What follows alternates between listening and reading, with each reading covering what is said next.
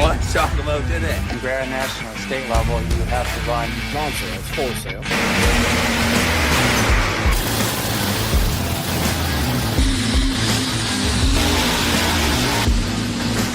Is like 9,000.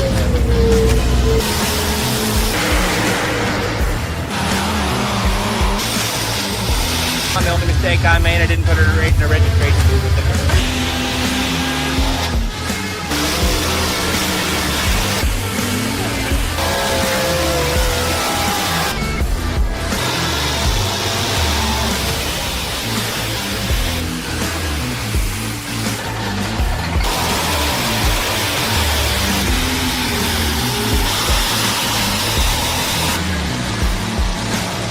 Just this ever-evolving story.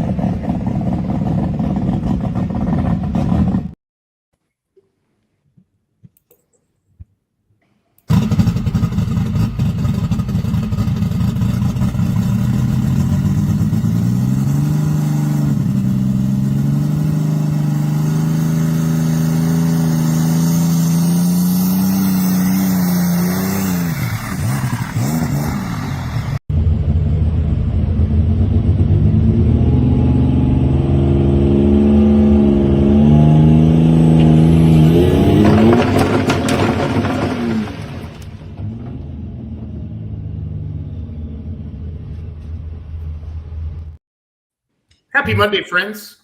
Welcome to Let's Grow Pulling. My name is Jason Schultz. I lost Kenzie. She just went away. Kenzie, I got to introduce you. I'm here as just my computer's being dumb. All right. Well, Kenzie's computer's being dumb, but that's okay. Mike Eitel with us. And our special guest is the Crop Mafia team, right? Ben Coulter and John Haile from Paxton, Illinois. They have caught my eye here on social media the last couple of weeks. And when you guys posted the video of you hooking to the hoe in the field, I said to Mike, get these guys on the podcast. So welcome to Let's Grow Pulling, guys. I love your tractor. I love Alice Chalmers tractors. And I love the fact that you're having a little fun and being entertaining. I say this all the time. I think this truck and tractor pulling needs to be more entertaining, and stuff like this, as long as you don't die, is a lot of fun. So welcome to Let's Grow Pulling, guys. So happy to be here. Thank you. Great. Happy to have you. So Michael, do your thing, buddy. Yeah, we appreciate it, Jason. Like he said, Ben Coulter, John Haile out of Illinois. They've got the light limited super stock. They're going to be talking to us about the Crop Mafia with a massive imprint on social media over the past couple of days. Now, I got to the pre-production meeting a little late, but I caught the tail end of it, guys, and you were kind of chuckling to yourselves. How many views have some of your videos gotten over the past month or so since you released them? We've had one over 1 million. Yeah. And, so several others that have had several 100,000 views. So that it's just good, clean fun. Here we are. We're at the tail end of February. We're getting into March. Everybody's got the pulling itch. Everybody's got the bug. And you guys gave everyone out there something to talk about. Talk to us, Jason. Mike, it's March 10th, bro. It's March 10th. But, they were filming these videos at the tail end of February. There was snow on the ground, They were getting us by. They realized that the farm show was over. But yeah, it is March 10th. There's a little bit of daylight hanging outside my office window up here too. So that's kind of cool. We're getting close to pulling season. Hey guys, introduce yourselves really quickly. Tell the world who's who in here and kind of tell us about how we got into pulling and what's going on with this great looking 7050 sitting behind you there. Well, I'm Ben. We started pulled antiques and everything forever, and whatever I could, hook to a sled. And then we pulled with IPA for several years with my 180. I had a Cummins in it. Pulled with them for a long time. Had a great time with it. But for what it cost to keep that tractor up and be competitive, I thought, well, we could build a real tractor. So we started building this light limited, and light limiteds aren't really in Central Illinois. They're everywhere else in the world, but not really here. So we thought we'd try to start moving them into this part of the world. So the last class we were pulling in was, it was limited to 3,000 RPM, and just had the desire to have a little more, power, go a little faster. Definitely. So, this is going to be a lot of fun. A lot of times when I interview folks, I don't ask a lot of questions that I don't already know the answer to. We're interviewing an NTPA points champion or a Louisville winner, and I kind of know their story. You guys kind of took the world by storm over the past couple of weeks, so we're just hitting everything wide open tonight. So as you're telling, the internet, your story, we get to figure everything out from the ground up. What's your guys' affiliation? What's your partnership? How did you come together on this tractor? Well, Ben is, we've been involved in tractor pulling for, 20 plus years. And, I helped Ben with his last tractor. I pulled it some, and then. As you'll find, pulling as a one-man show becomes a lot of work and not a whole lot. So he started helping me, and it made it a lot more fun, a little easier, and he pulled my last tractor. We about split time on it towards the end, and said, well, if I'm going to build another one, I want a partner on it. So am I to understand, and we'll get to Denny and a couple other comments here momentarily. Has this tractor seen, action time on the track yet, or is this going to be a brand new debut for the 25 season? This is brand new. The only action this has had is the trip down the road and a couple of hooks to a backhoe. So we are experiencing this with you guys. What you're putting out there to the fans, we're all in this together at this point. So, okay, we'll go back to Denny's comment right there. He wants to know, have you had it on the dyno? Do you know a ballpark horsepower? Do you have a ballpark horsepower of what your competitors are at with that light limited super stock? Do you kind of know where you're at with that? I know some, and if you want to dance around that and say, we don't know. Sometimes pullers don't like answering that question. I don't know, but that's not me dancing around. It's untested. That hook on the backhoe is the only dyno time it's had.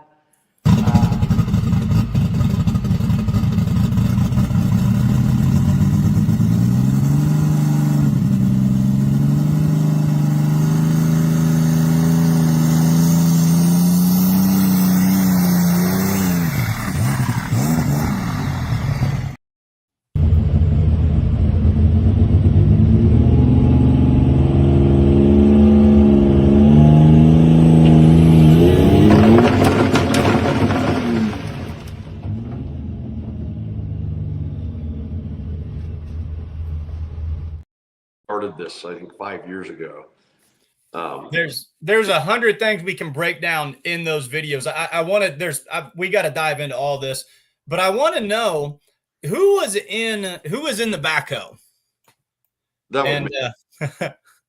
You were in the backhoe. Now, I think it's funny at the tail end of that first video or the tail end of that first run, you almost said to yourself, you said, oh yeah, this is supposed to be the new modern race sleds. I got to take the pan off the ground. Did you notice when you were just digging holes, you were trying to make your buddy just go with a dead start hole shot right there. That's not pulling. They pop the pan up for the first 100 feet or so, right? The pan pulling up wasn't planned. We didn't expect the tractor to hook as well. That was a pulling track I made in about 20 minutes right next to Ben's house, right next to our shop. And we had made a couple previous other passes and the tractor didn't move the hoe. So we made some adjustments, raised the hitch, lowered the tire pressure. I angled the bucket up a little bit to pull down on the tractor a little more. And so as the front end came up and I bounced through those ruts, I could barely reach the loader lever and I managed to jab it into float to take the pressure off the tractor. And I think about that same time Ben let out the throttle and, you know. I want to know, so you guys, you're accidentally going to get contacted by pulling associations to have them come build a track, because like that's the most biting, 20-minute out in my field in February, March track I've ever seen. Ben, what went through your mind when she hooked and you pulled the front end off the ground just when you were trying to get a feel for the throttle? Well, I knew he was in a backhoe, and so there wasn't any pan going to be dropping or anything like that. And I thought, if I don't get out of the throttle now, we're only going to get going faster. We've already learned all we're going to learn from this experience. So I didn't dump the throttle like it looks like. I just pulled back. Well, it got under the charger, And I think like when I jabbed the hydraulics and the float, that caused more of it than anything. But I was just like, oh God, like it's lifting me off the ground. I gotta do something to, stop him. How did, pulling, everyone talks about, well, there's no hot laps, there's no practice. Walk us through the mad scientist thought process that ended up with saying, let's hook it to a skidder in a field and see what happens. You got a better idea? I don't know. I'm a form drainage contractor by trade, and I had a backhoe readily available, and that's what we went with.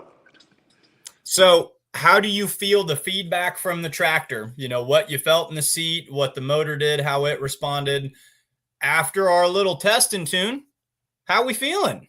It's still plenty fat on fuel, but that's the way you want to start. I mean, fat is safe, and lean is mean. And, you guys have put a lot of time and effort into it, and you probably want to get a couple of trips down the track before you start looking at taking it back to the shop and reworking things, I imagine. That would be all right for sure. We're running a back 40 data logger, and it was nice to just be able to make sure everything on that was working. And, we had good, positive feedback from it and everything. So, I mean, we learned a little bit, Not only that, we are 100% new to alcohol. I mean, we're as green as Sure. So, in a world where I don't want to say that's the dying fuel source. I don't. It's still prevalent. But we're seeing a lot of people are very happy with the single charger diesel classes. And in the light limited super, you could have went with diesel as a fuel option. It feels a little old school to me. It feels a little mid-90s to tackle the alcohol. I love spark plugs. Anybody will tell you that about me.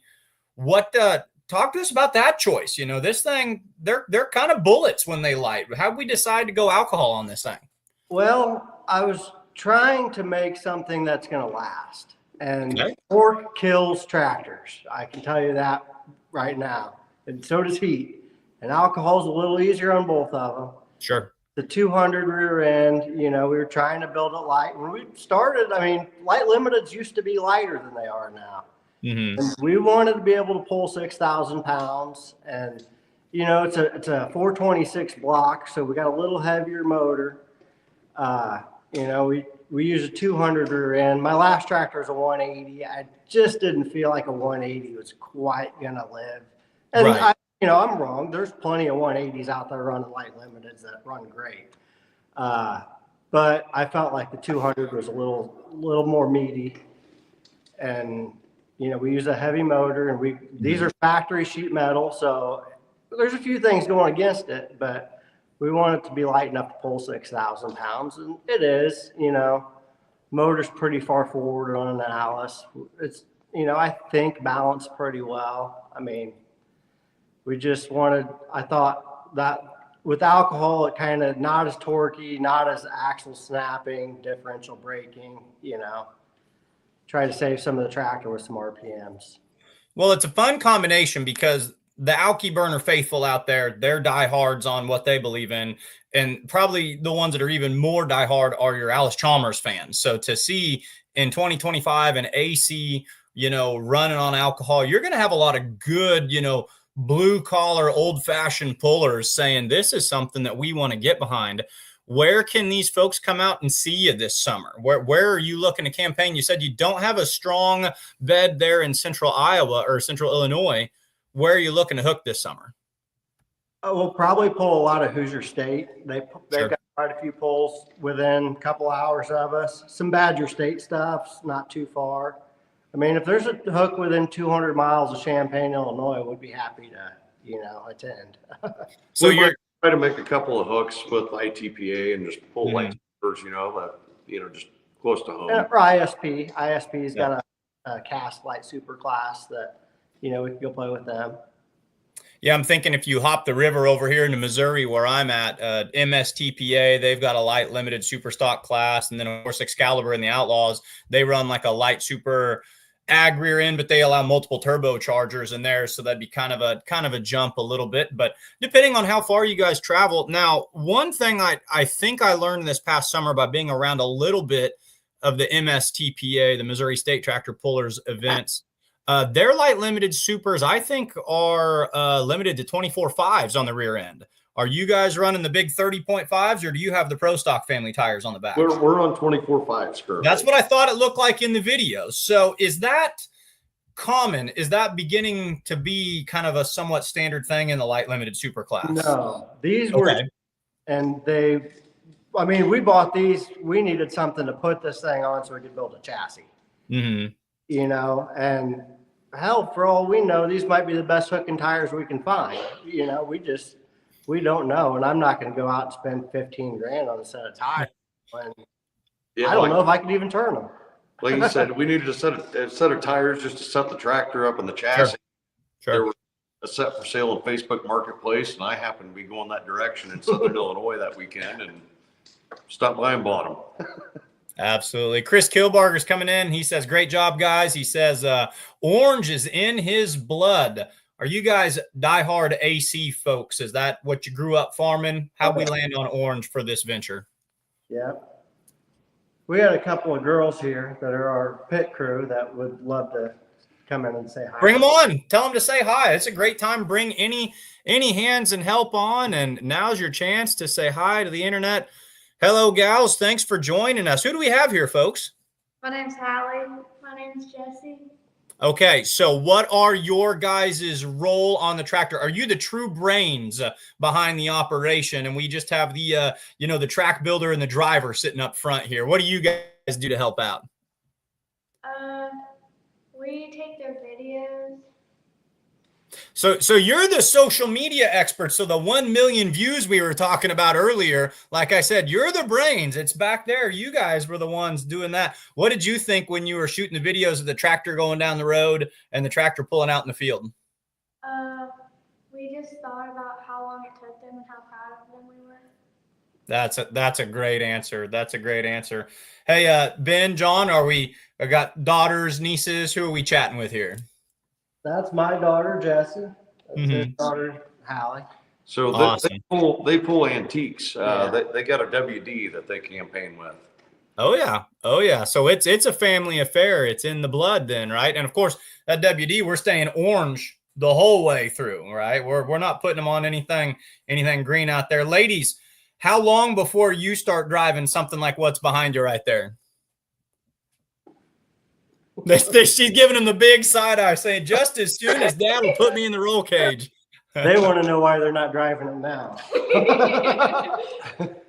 That's great. That's great. Yeah, Chris Kilbarger saying WD is a great start. Talk to us about, your time spent in the antiques and the classics, and when did you start doing that, and how did you like it, and just give us a rundown of it. Well, I pulled antiques because I could, but I mean, you can pull this as cheap as you can build a good antique. Sure. Everyone knows that. Yep.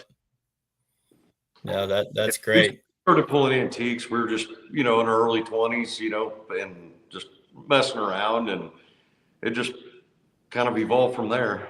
Oh yeah, there's my old tractor there. I bought that off Jeremy Roth when Erica was 6 months pregnant with her.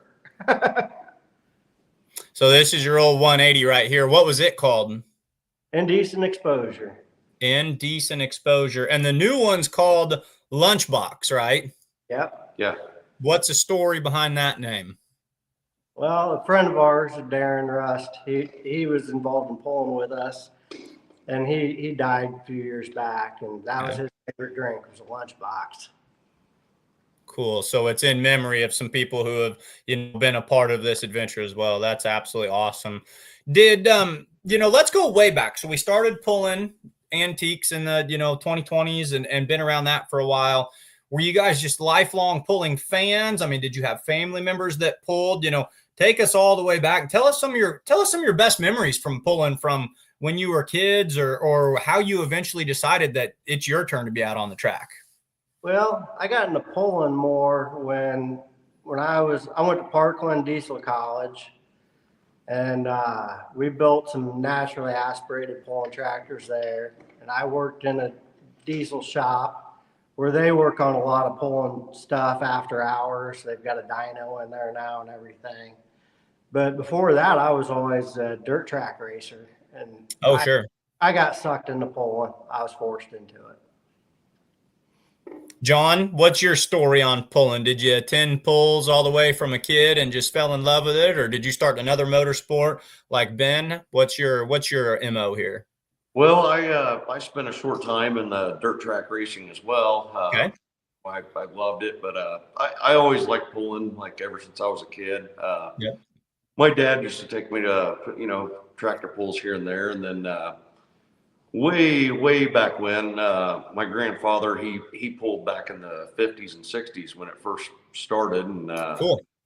He pulled the first tractor he ever pulled was a Ford Golden Jubilee, and then cool. he had a Massey 44 that he pulled with for a little bit.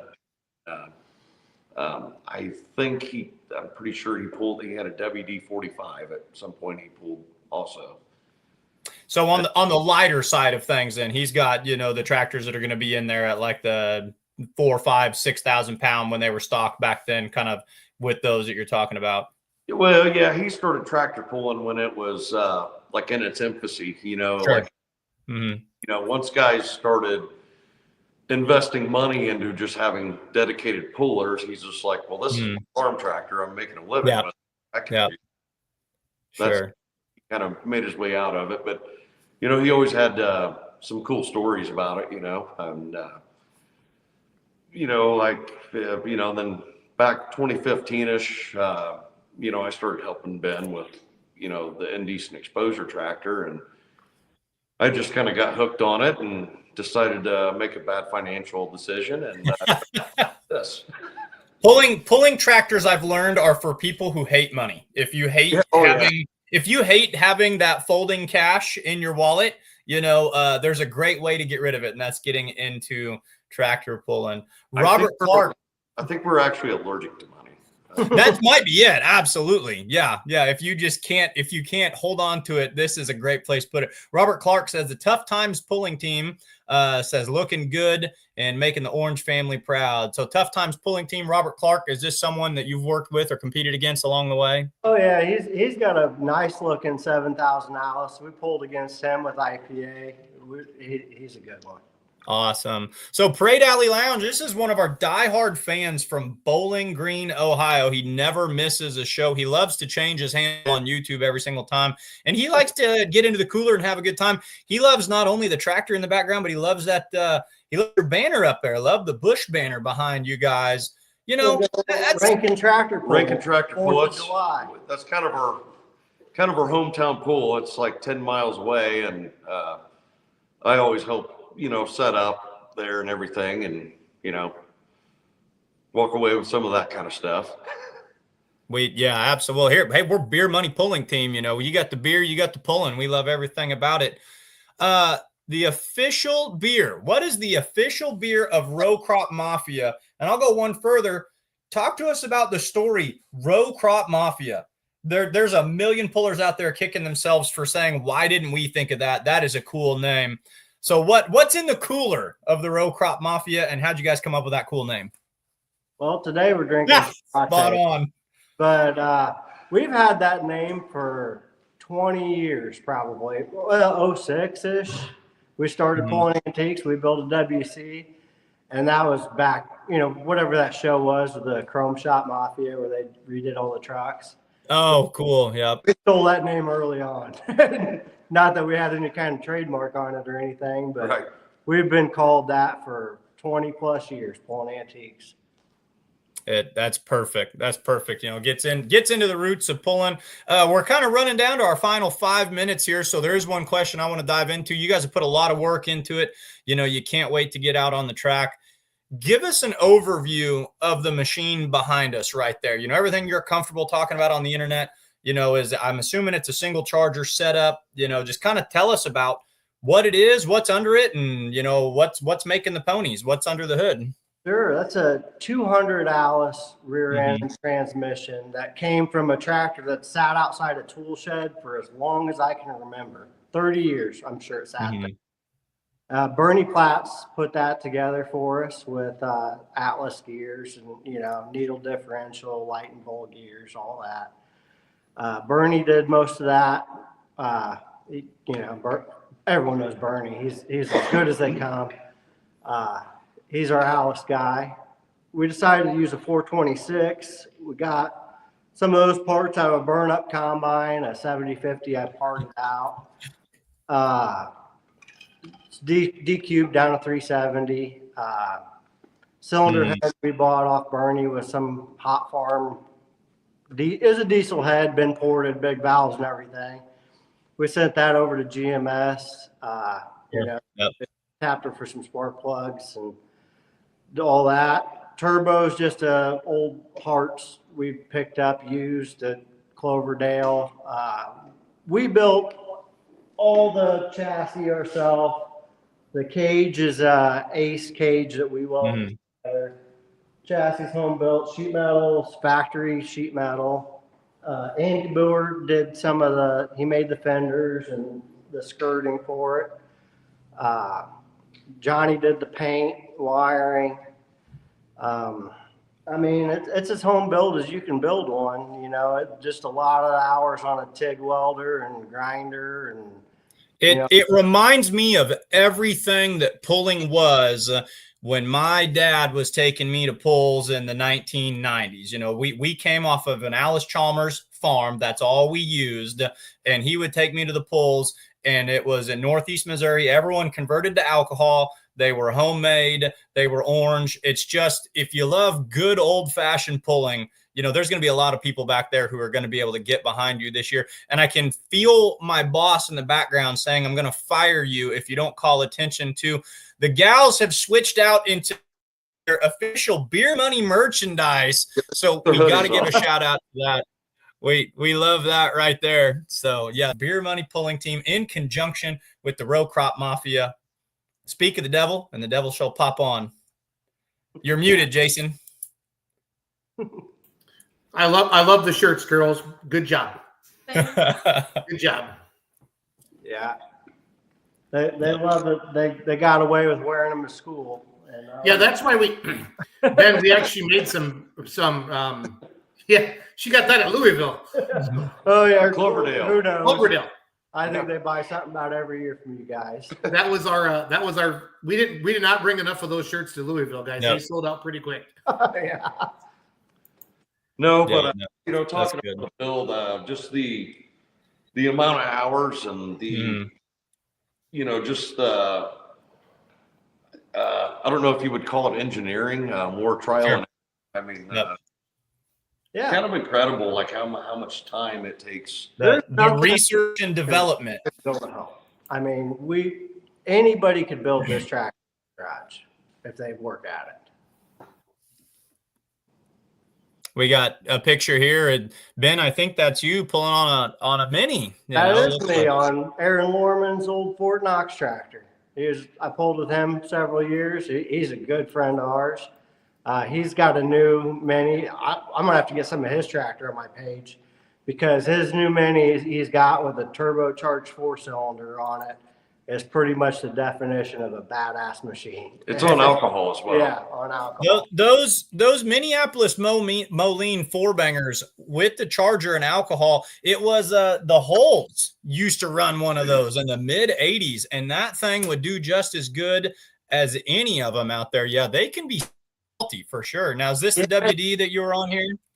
Yeah, that's my old WC there. But Aaron, he's got some parts from the old Ratitude tractor, and you know, he's got a cool machine there. That's awesome. Well, guys, we've got you for just a little bit longer. We got you for about another minute. I just want to say thanks so much for coming on to the show. A lot of fun. Congratulations on a lot of hard hours putting that beautiful machine together. We're pulling for you. And just take the final minute to any thank you, shout outs, or hi and hellos that you have out there. Now's your chance just to talk to the world.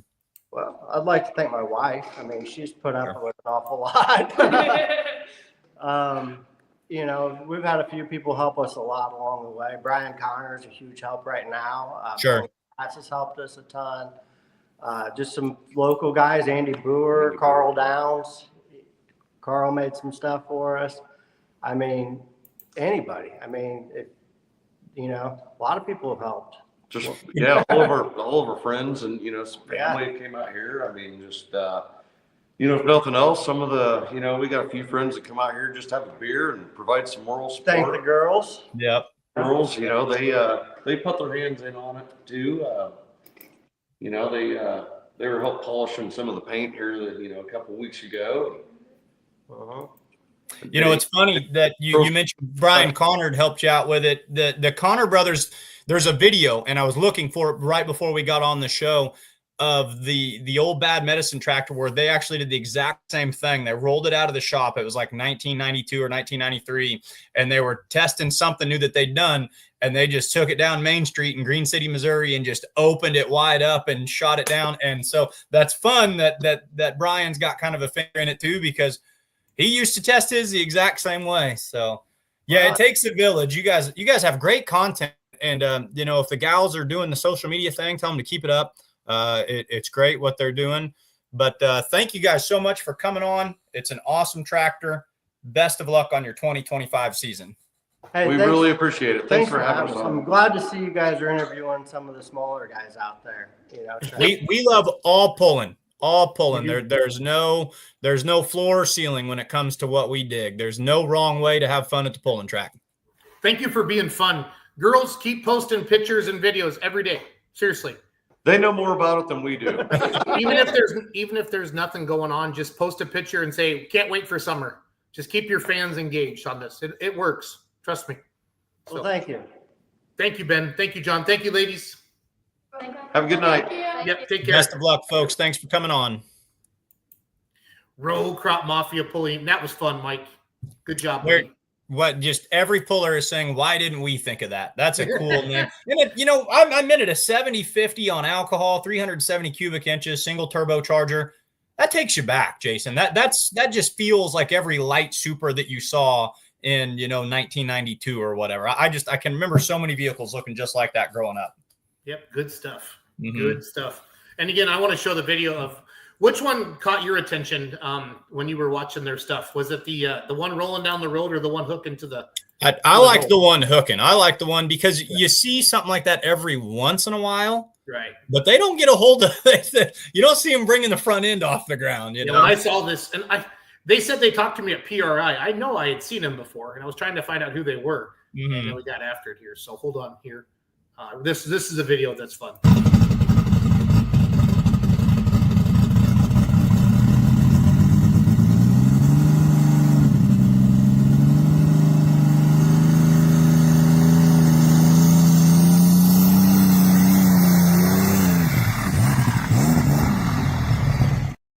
I mean, that's just fun. The sound gets me. I know that you're a diesel super stock guy, and they are the coolest class ever. But the sound of you know, that alcohol popping, it sounds like it's banging on tin and it's just going to erupt at any point. I love that sound. I love it all. You know that. Don't ever worry about that. Don't ever worry about that. So let's It's time to start talking Cal Poly. I got to start working on Brian Massetti for my media pass, which means throw me on a plane, Massetti. But tonight, I think we got Trevor. I see Trevor. Who else is there with them? I don't know. We'll just bring them on the screen. But Cal Poly, if you follow Let's Grow Pulling now, we have the MLM guys on every night now at 9:00 Central. We do an interview, and then we head into Massetti Friends with the Facebook Marketplace game, which is a lot of fun. And the Cal Poly poll is it? Let me see, April 13th, I believe, Sunday, April 13th.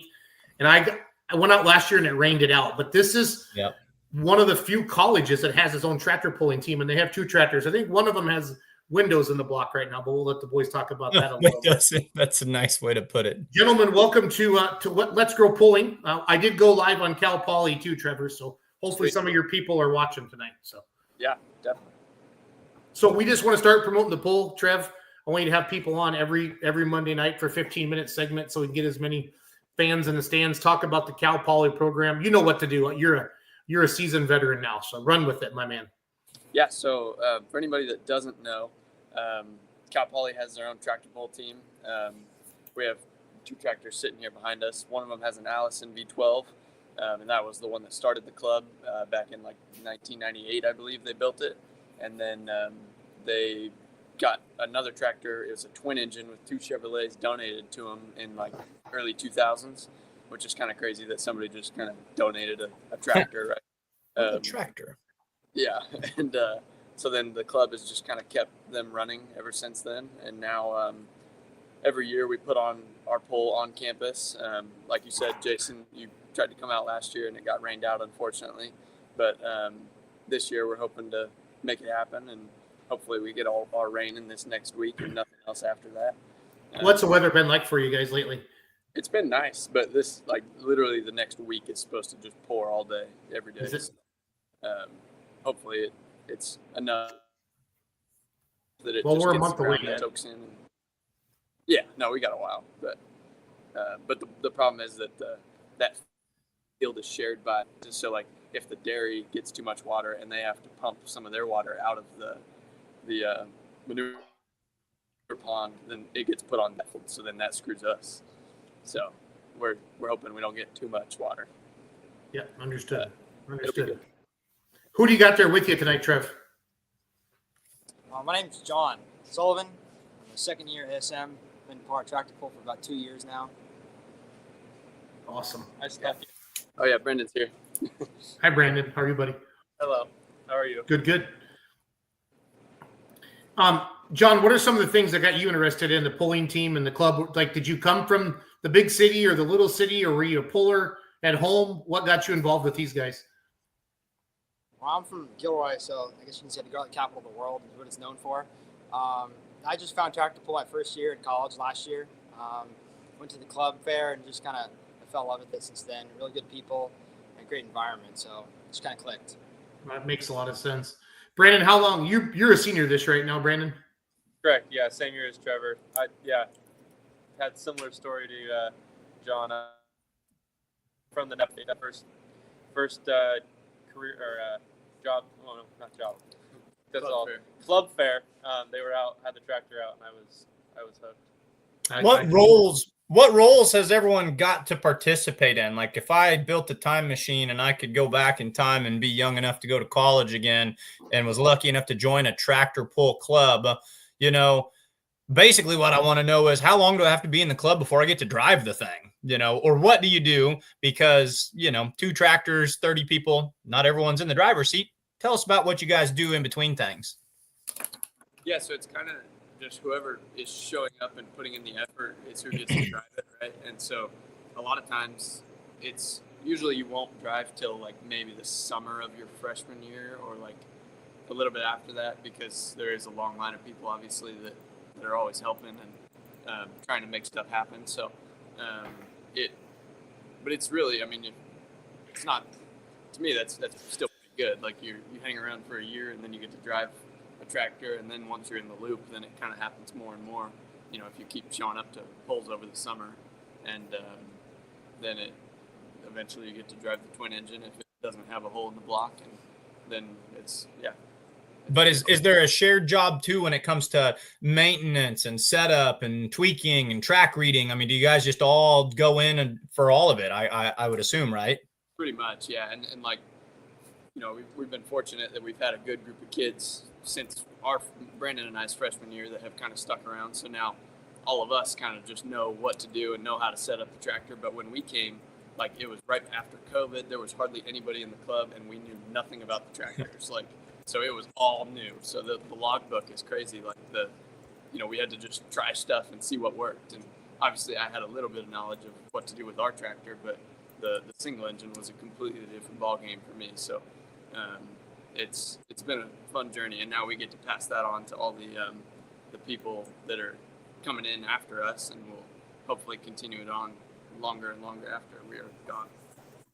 Yeah, we have two presidents. The club is technically split into two divisions. There's the club and then the team. The team, it's all the same group of people, but the team has its own president, the club has its own president, and they are, like, the team is technically more focused on the tractors and taking them to shows and doing all that kind of stuff, and the club focuses more on the pole that we put on and stuff like that. But it's all the same people still. So technically I run the social media, but I've driven the tractor and worked on the tractors and stuff like that too. So it's kind of all over. That's neat. That's super cool. Yeah. The cool part about this poll too is that we raise a bunch of money, and all of that money goes into scholarships for all the kids. So usually we give away about a little over $30,000 in scholarships every year. And it's a lot of, previous parents who've had kids in the program or students themselves who are, graduates now, and they just support the program and want to keep it going. So what are the dates of the poll? How can everybody watch? Where's it at? What classes? Give us the salesman's pitch to make sure that we know we're going to have a great time with the Cal Poly poll. Yeah, it's April 13th on the Cal Poly campus. You'll hear it. We pretty much, all the classes is pretty much what I'd call the hot stuff over in California. So pretty much anything that's modified and safe, so to say, that anything with kill switches and stuff like that. We don't want any stock trucks or anything like that. But pretty much all the hot classes. Yeah, I mean, even if you're in a completely different state and you still want to support us, you can easily buy a ticket, and that money still goes to us. So if you don't show up, you can still buy a ticket. Or So you don't have to actually be in the seat just to help out with the scholarships. Absolutely. Trevor, is it all is this an MLM event? Is this a points event for okay, so who's it's just a standalone Cal Poly event. Okay. So it's not sanctioned with any points body. Now, do you bring in someone like you guys at MLM to run your tech crew and run the sled and everything, or that's still completely ran by the students as well? Wow. So how do you? Brian, the owner of the sled and operator of the sled, still operates the sled, but we hook, unhook, flag, do all the track prep and the track work day of. Sometimes we'll get alumni and stuff to come back, but often it's pretty much all either current or alumni students. Is it easier to build, run, and work on a pulling tractor, or I should say, is it harder to build, run, and work on a pair of pulling tractors, or to put on an event?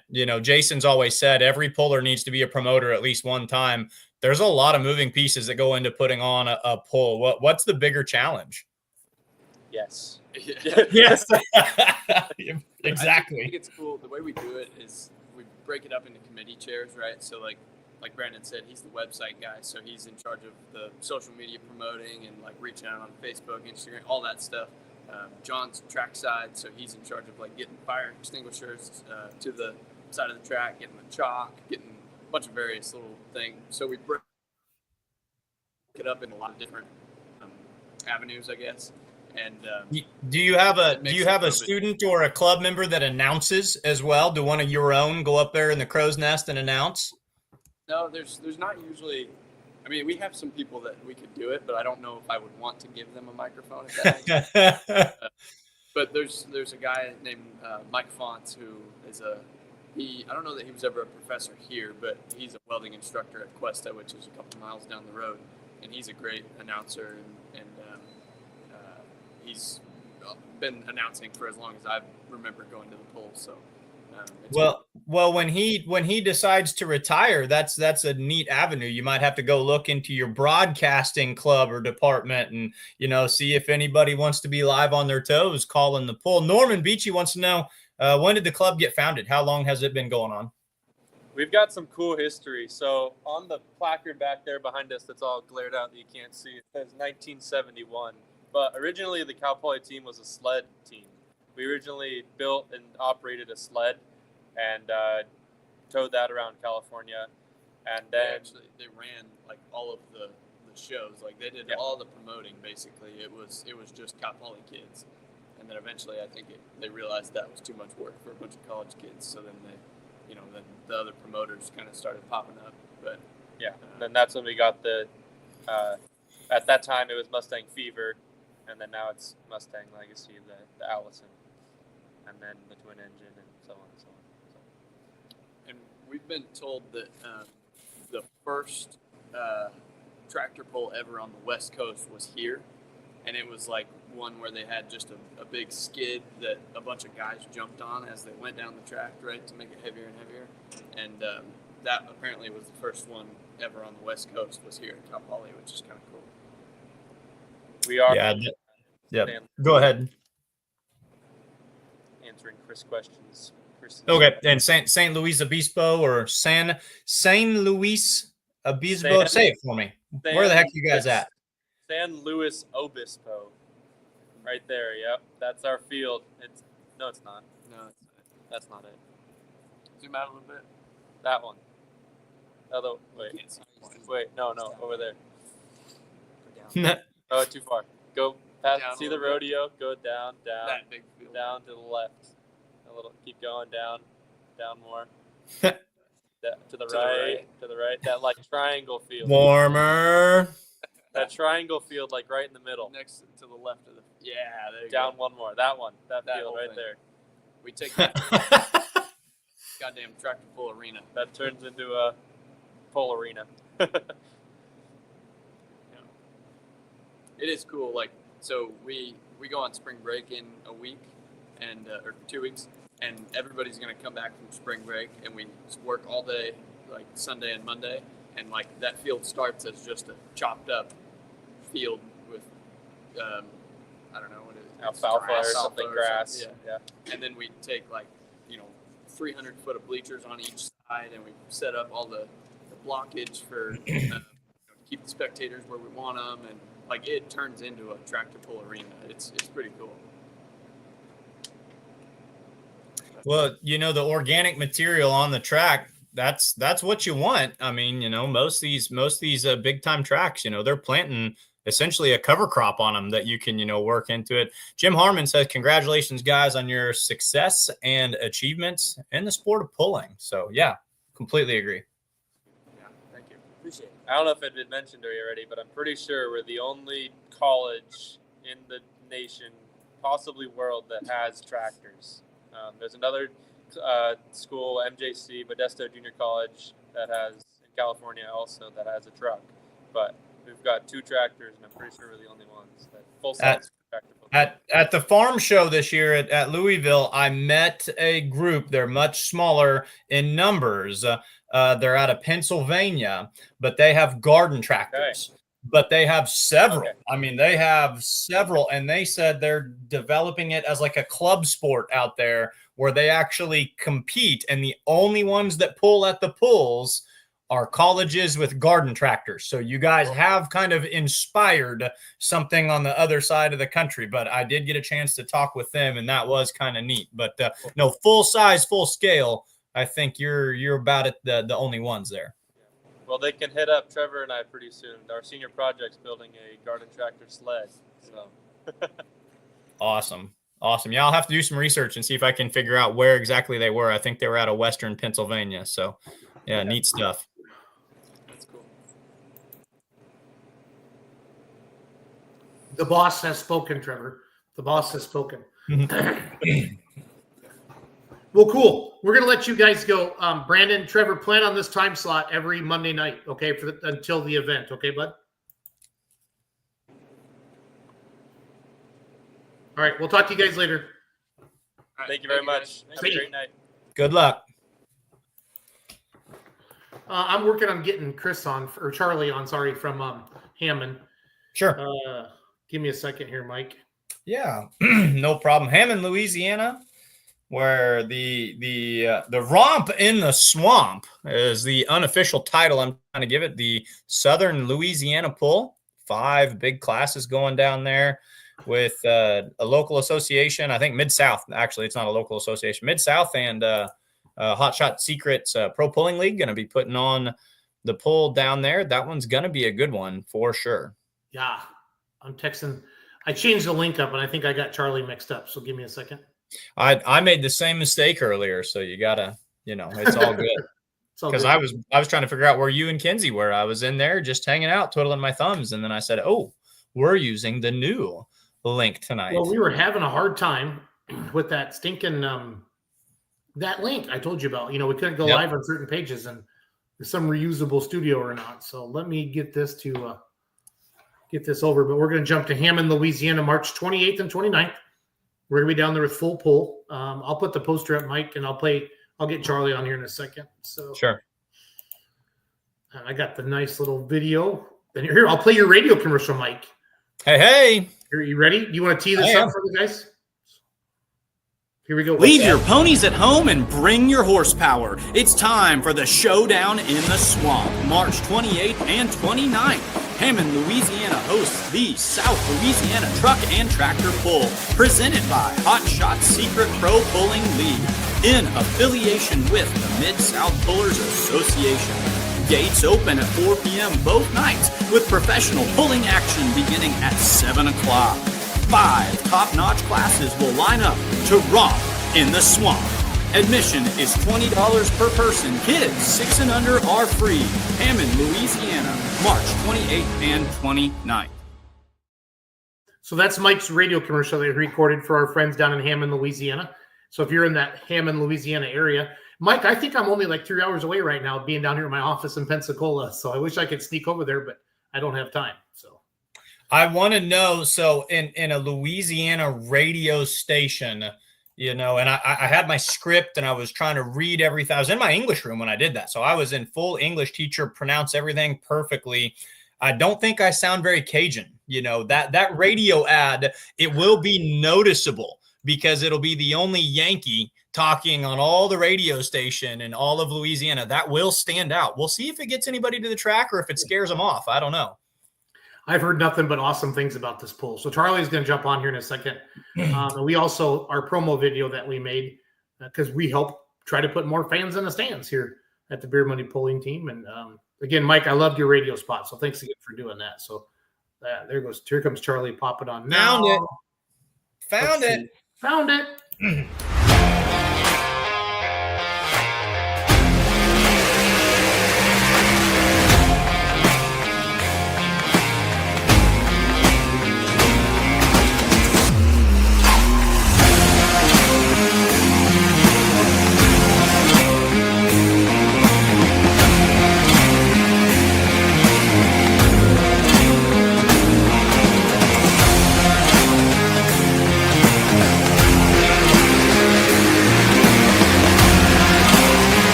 Charlie, my man, sorry about that. I didn't mean to give you the wrong link. I was having some problems with our technology, and we tried a new link, and it actually worked for us, but it screwed you up. So, hey, as long as I'm on, I think I got it. I didn't know if it was me or not. I told you I'm not that good at this computer stuff. It's on. It looks like I'm on, so we're good to go. Hey. You're definitely on. So, no, we're gonna do a weekly check-in with you every Monday night during this time. 15 minutes here for you, and looks like we got Ari's new truck back there, and I see the case of Reds behind you, the super. Yes, it is. She's got her truck sitting in the background, got the case of the Reds in the background. We almost ready to go. Yeah, so we're about 3 weeks away. from the event. How are things coming? What are the main things that you want to get out tonight? And I'm in Pensacola, Florida right now, and I tried some crawfish last night. I'm getting ready. I'm getting ready for the boil for the lunch on Saturday. So getting warmed up there, getting warmed up. So I'm glad you got to try some, but it's going to be exciting when you get here. It's going to be maybe a little different. Hope you like it spicy. They're going to kick the heat to it. So, so are you going to be willing to suck the head? You going to be willing to suck the head, or are you just going to eat the tail? I'll do whatever I have to. I have the hot slot at Chapel Hill. I'll do whatever you tell me to do, Charlie. All right, then we're gonna get you hooked up. We're gonna probably have the alligator man coming too. So Bruce Mitchell with Swamp People is gonna be here, so he'll be able to show you how to get it all out of there too. He's always fun to hang around and help y'all help the people that don't know what's going on and how to eat crawfish. So they'll show you how it's done. A lot of content, Charlie. A lot of content. So. So what's going on from like an advertising thing? Where are you guys at that? So, are you doing much at the track yet? What's what's shaking?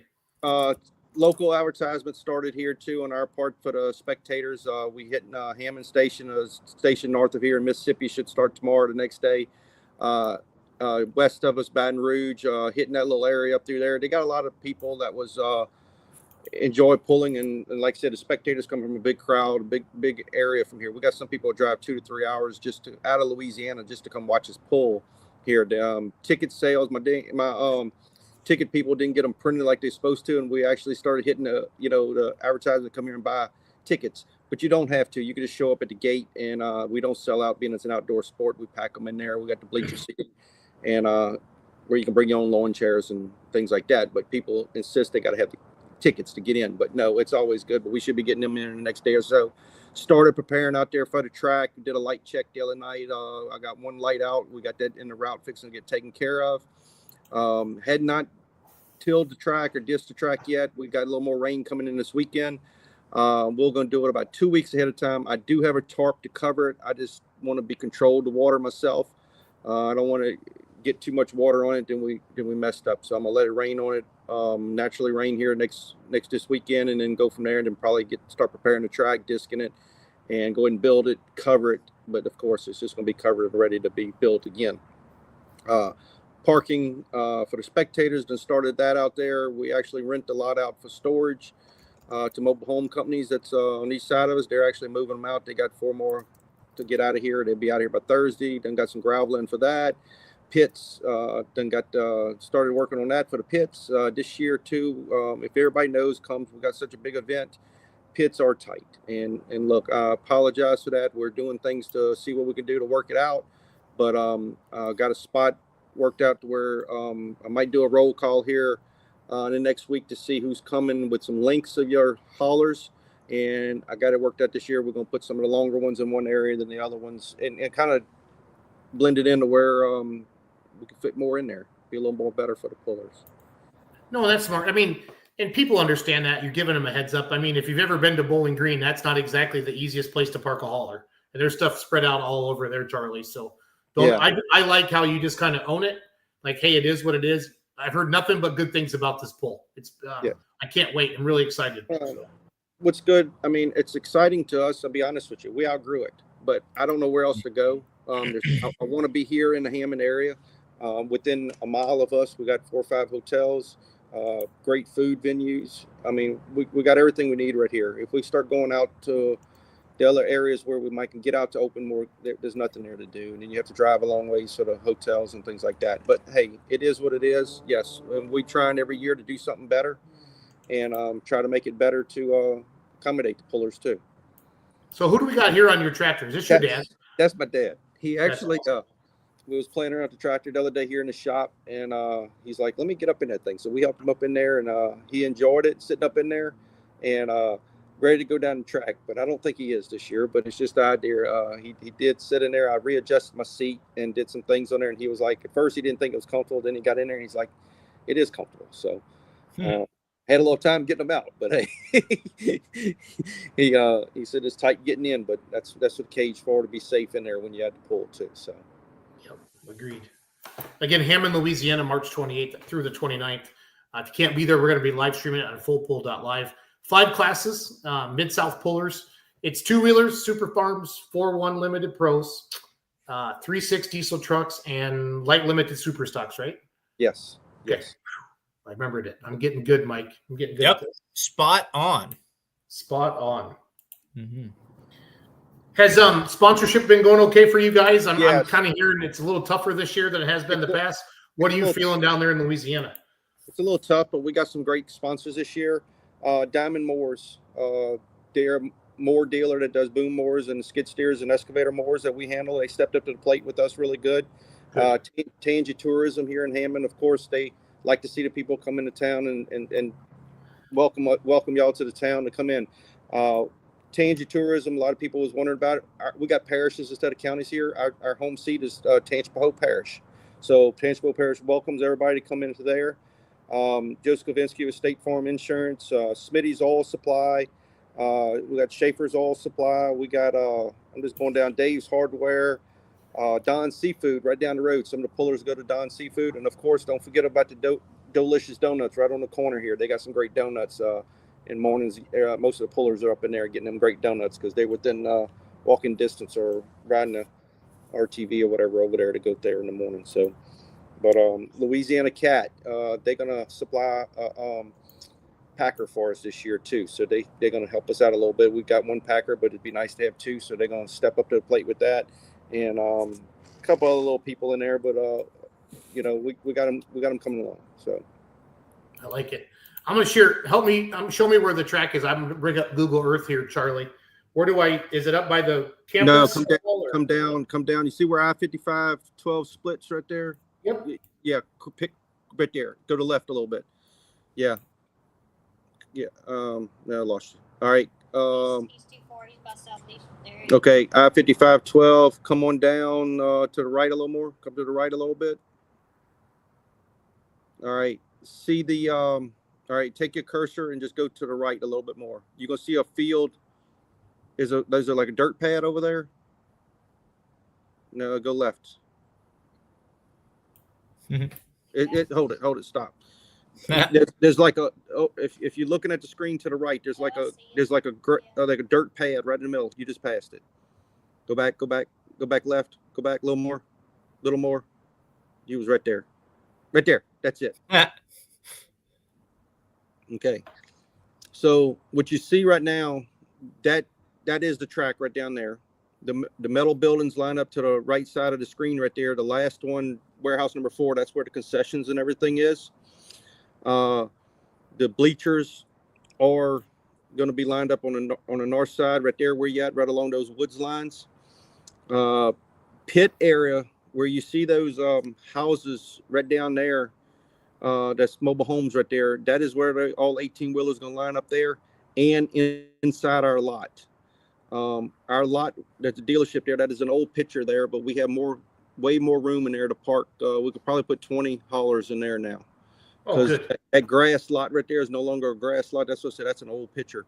But that grass lot is actually all actually part of our lot now, the dealership. So yes, but that's. All that grass there is going to be parking for haulers and all of that area right there. And then what you see in the dirt lot right there, that is actually gravel now. That's where spectators park. And then we got within walking distance, like any other pool, we got other spectators parking and stuff just north of that and everywhere else. So awesome. Well, we can't wait, Charlie. Thanks for jumping on tonight. We'll do this again next Monday night. Keep bringing your stuff. We'll keep promoting your poll, and hopefully we'll have the biggest crowd you've ever had there. So I hope so. I'm looking forward to it. We work our tails off to try to make it happen, not only for the fans, but for the pullers too when they come down here. We really appreciate everybody. I talked to some of the Texas guys today. They're going to try to see who's coming and who's not coming. I think we're getting a few out of Texas. Like I said, I just feel the more we can pull in from more states and the more states represented is really nice. I just like to see them come down and have a good time here in South Louisiana. Awesome. Charlie, thank you for being a passionate promoter, and we'll talk to you soon. Thank you. Y'all have a good evening. See you soon. Good night, Charlie. Hammond, Louisiana, Mike. Do you think I can bust you out of school for that one, or is it going to be tough? That one's on my radar. That one looks, that was one where I made a little note and I was like, text Jason with question, do you need help? Do you need work? Do you need workers? So we'll see. We'll talk off camera, but I've never been to Louisiana. Pulling in the South, diesels and dark corners was life changing. I kind of want to get back down deep South pulling again. I love Charlie's. He's a good dude. He's excited for that event. It's a lot of fun. We talked every day. Him and his wife Ari, just back and different things like that. So I can't wait. And we've been pushing it hard on Beer Money. Videos are getting thousands of views a day. And like I said, I just hope we can put a bigger spotlight on a great event already. Can't wait. So let's go north. Let's go New Richmond, Wisconsin. I got to get with Tara on this. Get her poster done and get some dates and some time. Not dates. I know the dates on it, but got to get some time so we can get them a promo video made. Don't you think, Mike? Absolutely. Yeah. Wisconsin. That's like where you're from, but where you haven't been in a very long time. Do you remember what it looks like? It was nicer in Wisconsin today than it was in Pensacola, Florida. So I had to laugh a little bit. So, but that's okay. That's all good. So we'll bring Matt on. He's got a couple people. I'll let him. Matt, how are you tonight, buddy? I'm doing great. How are you doing? Good. Who do we got? I see Matt Creswick in the background, and I see Tara. So Matt Creswick and Tara. And Matt helps us. He's a sports stock puller and helps us put this pull together. His wife does a lot of work with our website. So, and the great Tara. So he's a great help to have. So, yeah. Well, welcome, guys. Every day we get one day closer, Matt. And exactly. Matt, how are we feeling about everything, guys? We're feeling really good. Things are coming together. We went up to the arena this weekend and checked some stuff out. And last year when we got to the arena, they blew their amp up for their sound system, and we had to bring in our own sound system, and it wasn't nearly what we needed. So we went up there with a different group last weekend, and I think we're going to have really good sound. And we've had trouble in the past in the pits hearing what's going on from the announcers, and I think we're going to have that solved this year. So I'm really excited about that. And then another really cool thing that happened is tractor guy from TikTok is going to be there on Friday. He's going to come hang out and check everything out. And so that'll be cool. That'll be good. So, it's fun to have any kind of influencers there especially from our world, but not necessarily from the pulling world, Matt.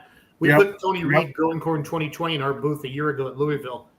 And Mike, man, people were lined up 100 deep to see that guy. It was awesome. So, yeah, I think he's got his passport squared away so he can get over here from Canada. But he comes down and pulls with us sometimes during the summertime, and it's always a good time. So, I love it. Well, let's make Matt big on the screen. Matt, kind of tell us about yourself a little bit, what you think of the event, and how much you drink at night because you're friends with Matt Larson. So. Yeah.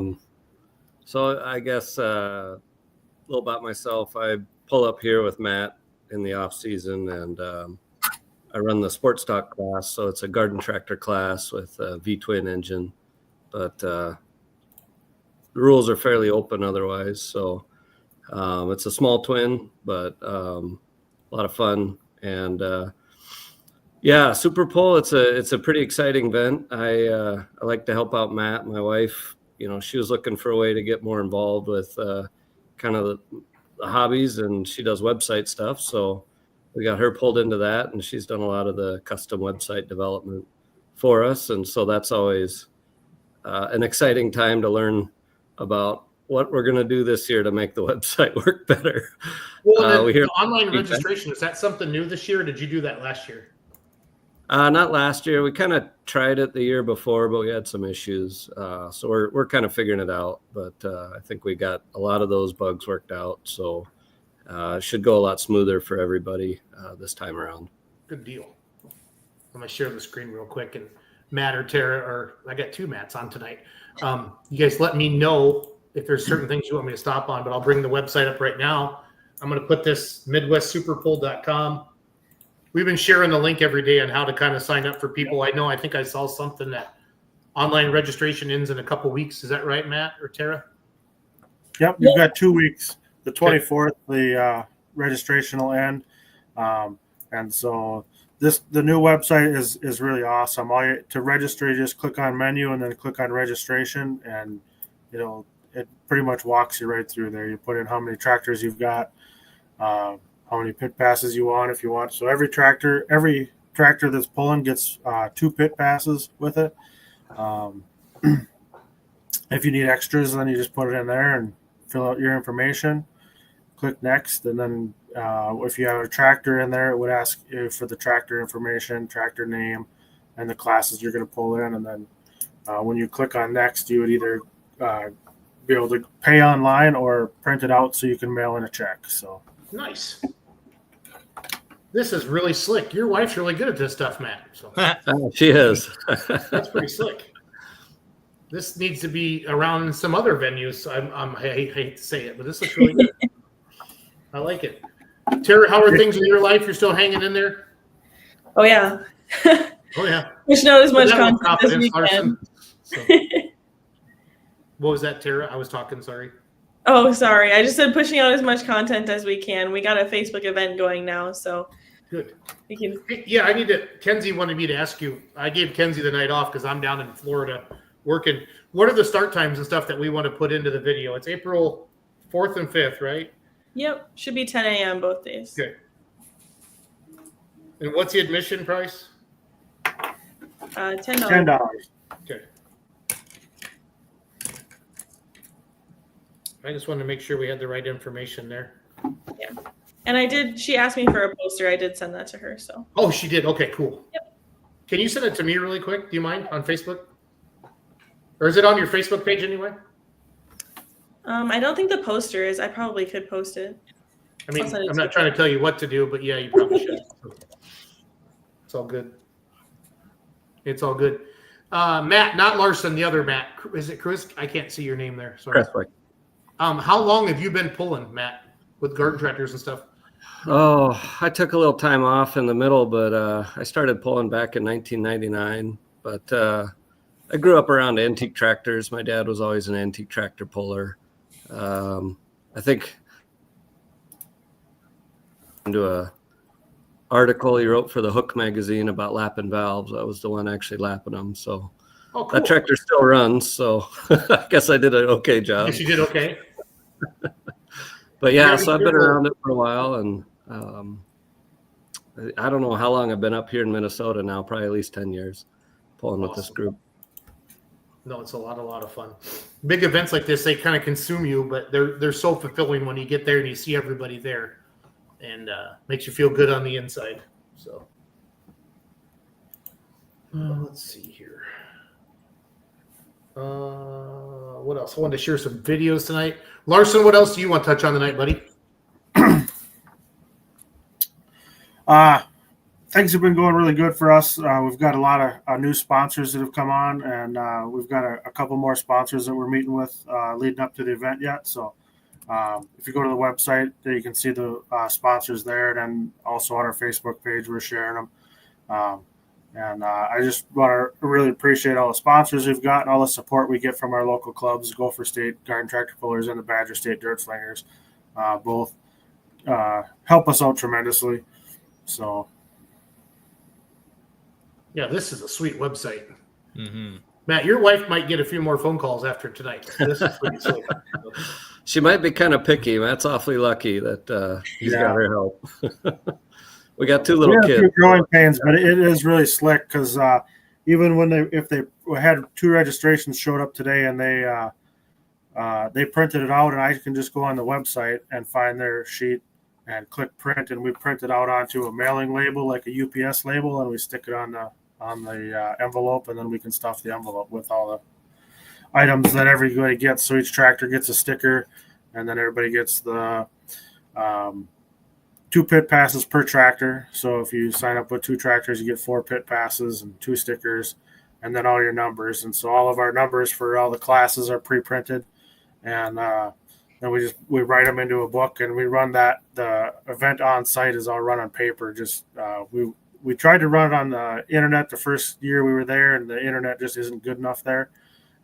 So it's just saves any technology issues at the event to run it on paper, and so it works really good for us to do it that way. But the website drives the majority of the hook numbers and all that stuff. It's really slick, and I really appreciate all that Matt and Danielle have done for us on that. Well, anything you can do ahead of time to help get more organized, Larson, that just it takes there's so much stuff when the event happens that if you can be ready ahead of time, it just makes life a lot easier. So yeah.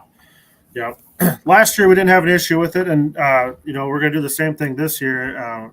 Pulling starts at 10 o'clock, and so we only give them from 7 to 9 to get teched. And if you're in line signing up at 9 o'clock, I'm going to go up there. And if you're in the first two classes, we're going to move you to the front of the line because we will start at 10 o'clock. And if you're showing up at 10 o'clock thinking you're going to pull, if you're in those first couple classes, you're not going to get to pull. You're going to have to wait till the later classes.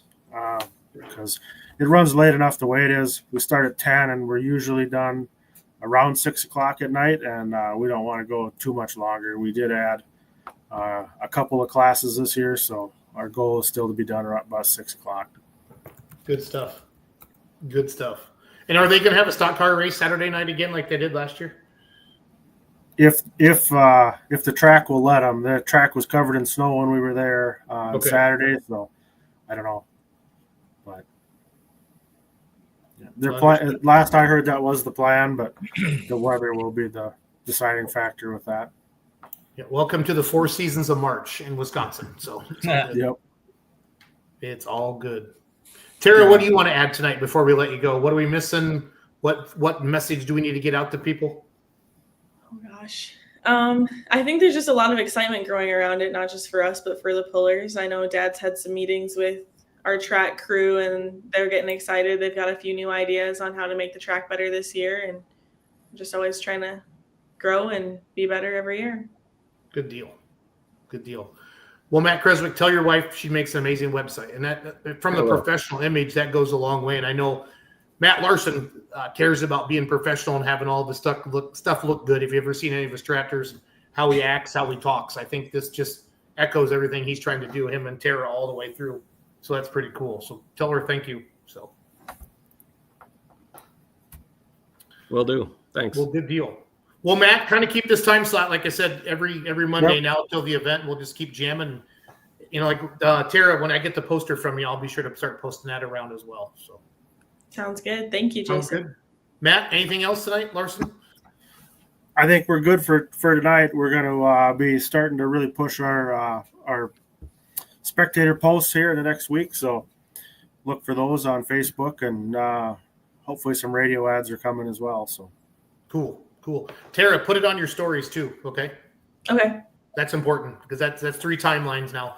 Give me a call. We'll chat about that off the air. So okay. Sounds good. All right. Bye, Matt. Bye, Tara. Bye, Chris. Thank you. See you Good guys. luck, folks.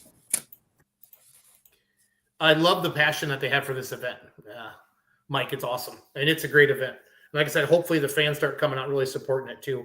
I want to get more fans in the stands for garden tractor pulling and mini rod pulling, these events like this, because they're a lot of fun, Mike. They're a lot of fun. So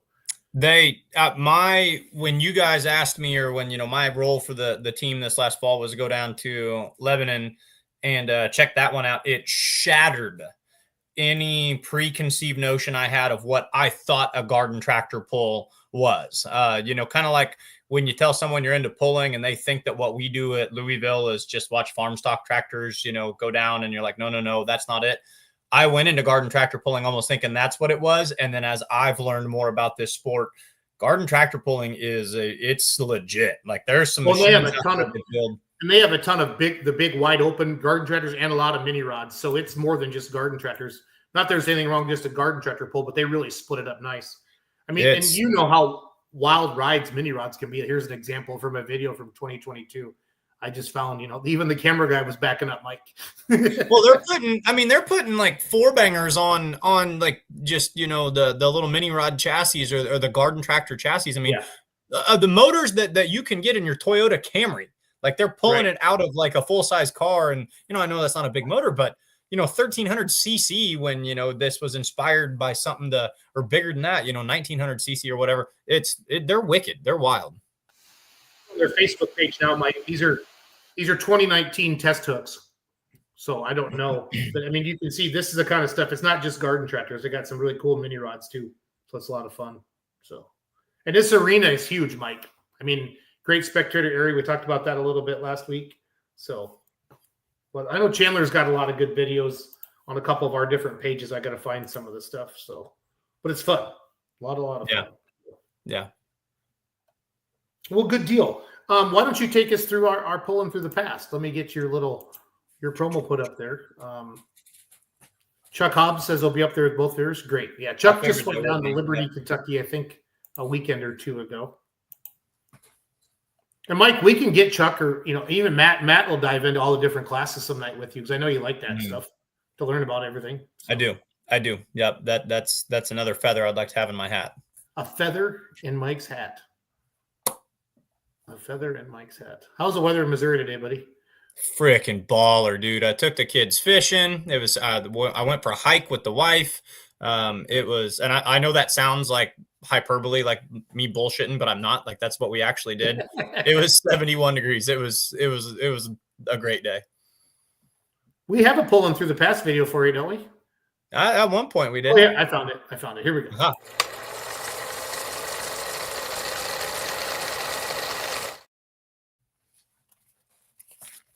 What do you got, buddy? Buckle up, internet. We have a story, and it's a rodeo. This is my new favorite thing. Like, other than putting a microphone in my hand or physically being at a pull, what I'm about to tell you guys is this could be just what I do. This could be my new hobby. I don't know if I'm good at it, but it is that much fun. So you messaged me in the middle of last week, and you said, "Hey, we've got a message in the inbox from Sean Reed." Yep. And kind of here's what it says. So I reached out to Sean. So Sean contacted us. Now, Sean, he's a puller out of Iowa. He's got a light limited super stock. It's a beautiful little white that he pulls. Good stuff. So he messages us and he says, "Hey, my dad pulled a D21 back in the 70s that was called the Orange Machine. Don't know where it went. Can you help us find it? I think I might have know who he sold it to." So we'll start the story right here. These are all our vintage photos. So Gary Reed. So the goal is to find internet. And internet, I hope you're listening. We need your help. We need you to help us find this tractor. So before 1974, because there is video footage of this tractor pulling in like Vandalia, Missouri, and like the Illinois State Fair or something like that. Pre-1974, this tractor was built. Gary Reed right here, D21 Orange Machine. Now, one thing I really want to point out to anybody watching, this has my dad told me that this is the construction version. It's a black stripe D21. So this is going to come into play later. It's got the black stripe up on the top of the hood. So Gary Reed, he's got a couple of pictures of it here. You can see it sitting in a shop. You can see it outside of the shop. And then I'm assuming this is a little bit later because we've replaced the teeny tiny tricycle front with a bigger pair up front. But this is Gary Reed pulling all these Orange Machine. Gary Reed sold the tractor to Roy Becker. Now, we don't necessarily know when he sold it to Roy, but Roy put it back up for sale pretty quickly. As a matter of fact, we were able to track down that the March 1979 edition of the Puller had the Orange Machine listed as for sale. And Dan Mayer commented on a couple of the nets that I cast out, and his cutoff for Roy having the tractor was 1981. Okay, put a pin in all that. Let's take a look at the tractor when it's with Roy. So I was able to get into contact. So Roy is passed, Gary is passed. Neither of the drivers that would have had it in the 70s are with us anymore. So I was speaking with their sons. I was able to get into contact with Roy Becker. He's got two sons. I was talking to one of them, and Roy Becker's son said, "Well, Dad had the tractor. We can remember the tractor sitting in the shed until almost the 90s. But at some point, he reworked it and called it Orange Machine 2. Ooh. Now, per his description, the Orange Machine and the Orange Machine 2 were the same tractor, just reworked. But I'm building a hypothesis, and I'm looking at a couple of things. And now, Jason, I can tell you, one of the people I contacted, there's a lot of people whose names popped up. Ed Sass's name kept popping up. He was one that I reached out and talked to. Your dad's name kind of popped up a lot, or he was someone who pulled around the time. So I called Mike, and he says, oh yeah, I remember the Orange Machine too. He goes, I don't necessarily remember the narrow front D21. Now, I did figure out, the son did some research. Roy Becker's son got back to me, and he said, okay, I know who we sold it to. He said, we sold it to Arlen Jensen. And I'm just like, freaking bingo. Like, here we go. I've got this Arlen from Harlan. Like, it's the Overdraft 2. It's as simple as that.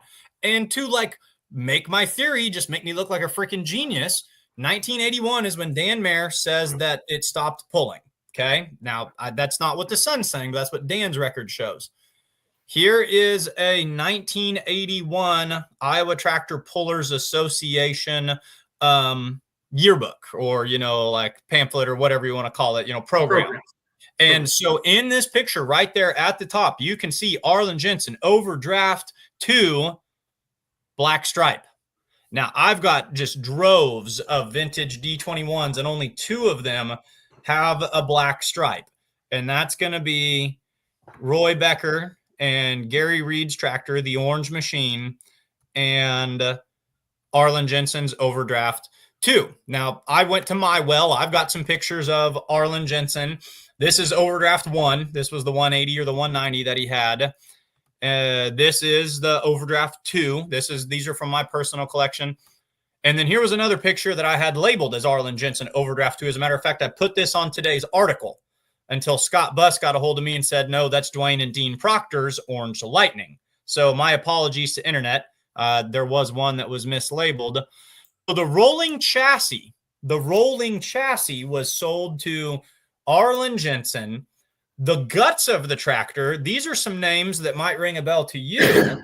The internals of the tractor were sold to Leo and Craig Kinzenbaugh and Tom O'Brien. Yep. Now upon limited super stock. Yep. Now, upon Googling those names, Aunt Alice, that's where I found this jewel right here. So side note, pause, side note.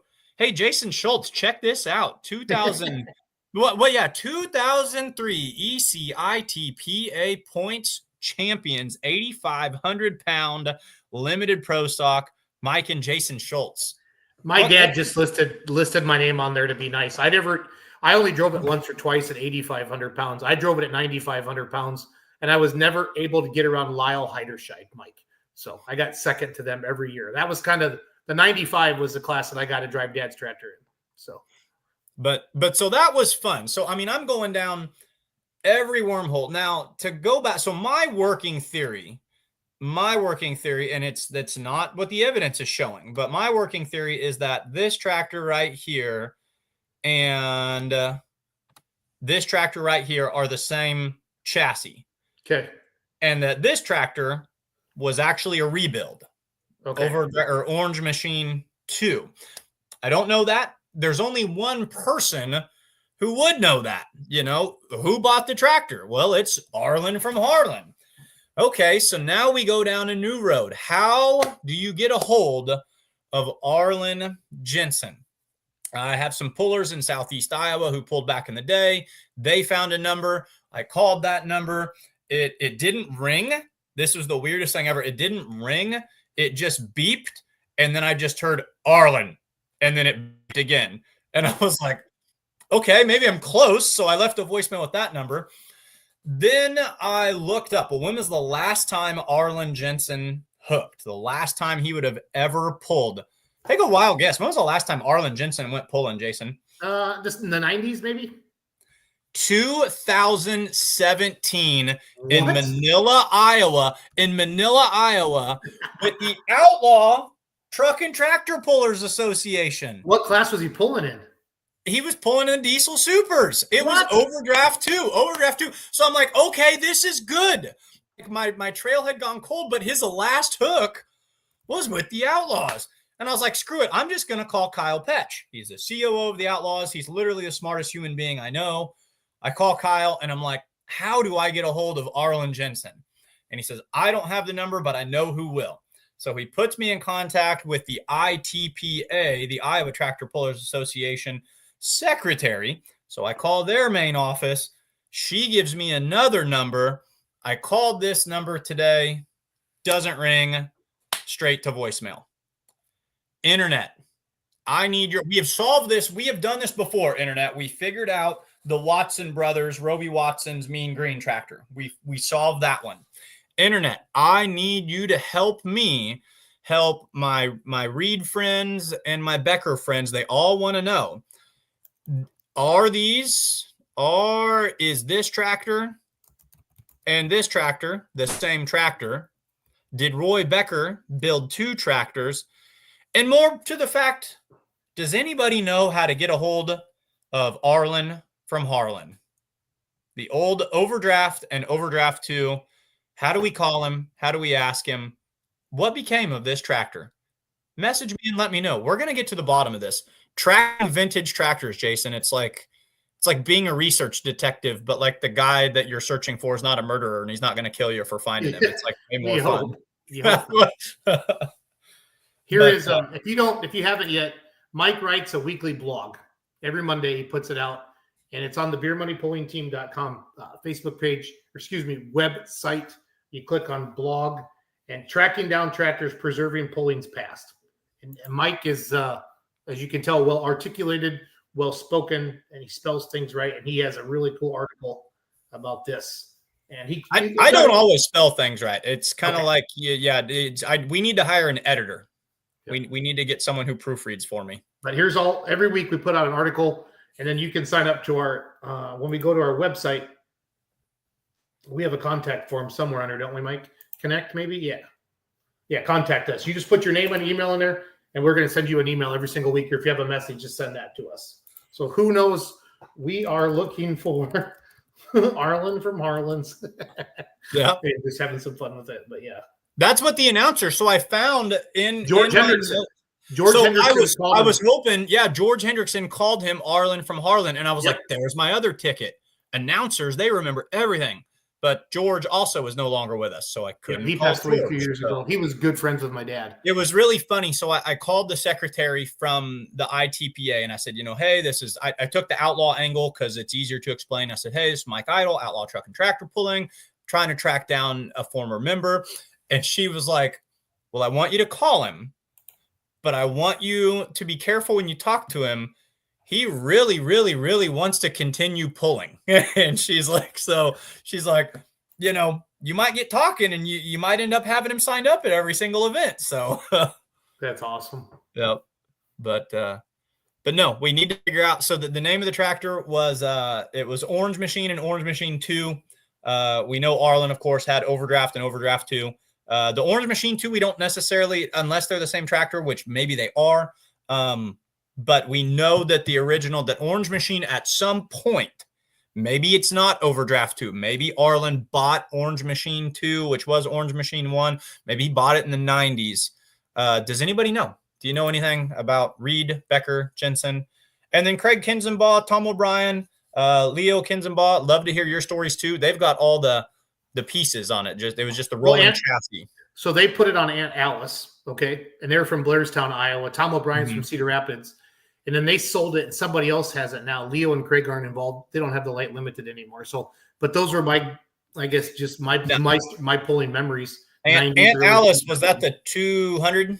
210, I think. 200, 210. Mm-hmm. Yeah. I have a bunch of old videos, Mike, that I need to get converted over to, something we could actually bring up. They're sitting on my desk at home, but I just don't have time to do what I do now. So it's all good. Yeah. But it's a mystery. We will get to the bottom of it. I will say this, that Sean Reed is very motivated. Like, if you are the person who has the chassis or the essence of this tractor, I'm not, don't hear what I'm not saying, but he would love to chat with you. Yeah, I have a feeling that Arlen from Harlan is the key to your. I do too. We have to. The last place it went was Arlen Jensen. But how do you track down a bachelor? I guess he was never married. I don't know if he has kids. A 75-year-old bachelor puller from the 80s. it's a trickier task than I thought. It would be. Beer and cigarettes. Put them out like ET, Mike, and just lay them out there. Well, I think the next time I go to Rock Valley, I think I will just drive through Harlan. It can't be that big, and I'll just start knocking on doors and just being like, "Are you Arlen? Are you Arlen? Yeah, beer. Yeah, just Pabst Blue Ribbon and Marlboro 100s. Just lay them out and see." Check out the Sweet Blackjack. That was a beautiful tractor back in the day. So I love it. How many points championships did your dad have running that? 5 or 6, I think. He had some good years. So East Central Iowa Tractor Pullers Association. East Central Iowa. And then this is David's tractor today, right? Yeah, I think he goes by Sean. I think that's okay. Yep. It's a light limited super stock. He hooked Outlaw a couple of times, but as we were talking with the Row Crop Mafia, you know, those light limiteds are going to be undercubed compared to like our light super stock ag. He's going to pull. He told me where he was going to. Oh, he's Northwest Missouri State just brought on this class. He thinks he's going to spend some time hanging out with Northwest Missouri State this year. Another one of those good club associations or state level, local level associations. I wouldn't say a club association, but best of luck to him. Yeah, it's a salty white on alcohol. You know, they all are. Right. I like it. That's what I have. Pulling through the past. How do we get a hold of Mike? Arlen? You nailed it. How do we get a hold of Arlen? Where is this tractor? Yep. If you know, like if you're his nephew and you're like, oh yeah, he never answers the old flip phone, but like, call me. Like if you have a way in, and I've started throwing Hail Marys. Like I've been messaging like Matt Goodwin and like, you know, Richard Cool. And I'm just, do you guys know how to find Arlen? So we need to talk to Arlen. Awesome. Mike, another great show for you. I'm going to put you to bed and I'm going to go out west to hang out with my Massettis. Okay. Have a good night. See you, buddy. Yep.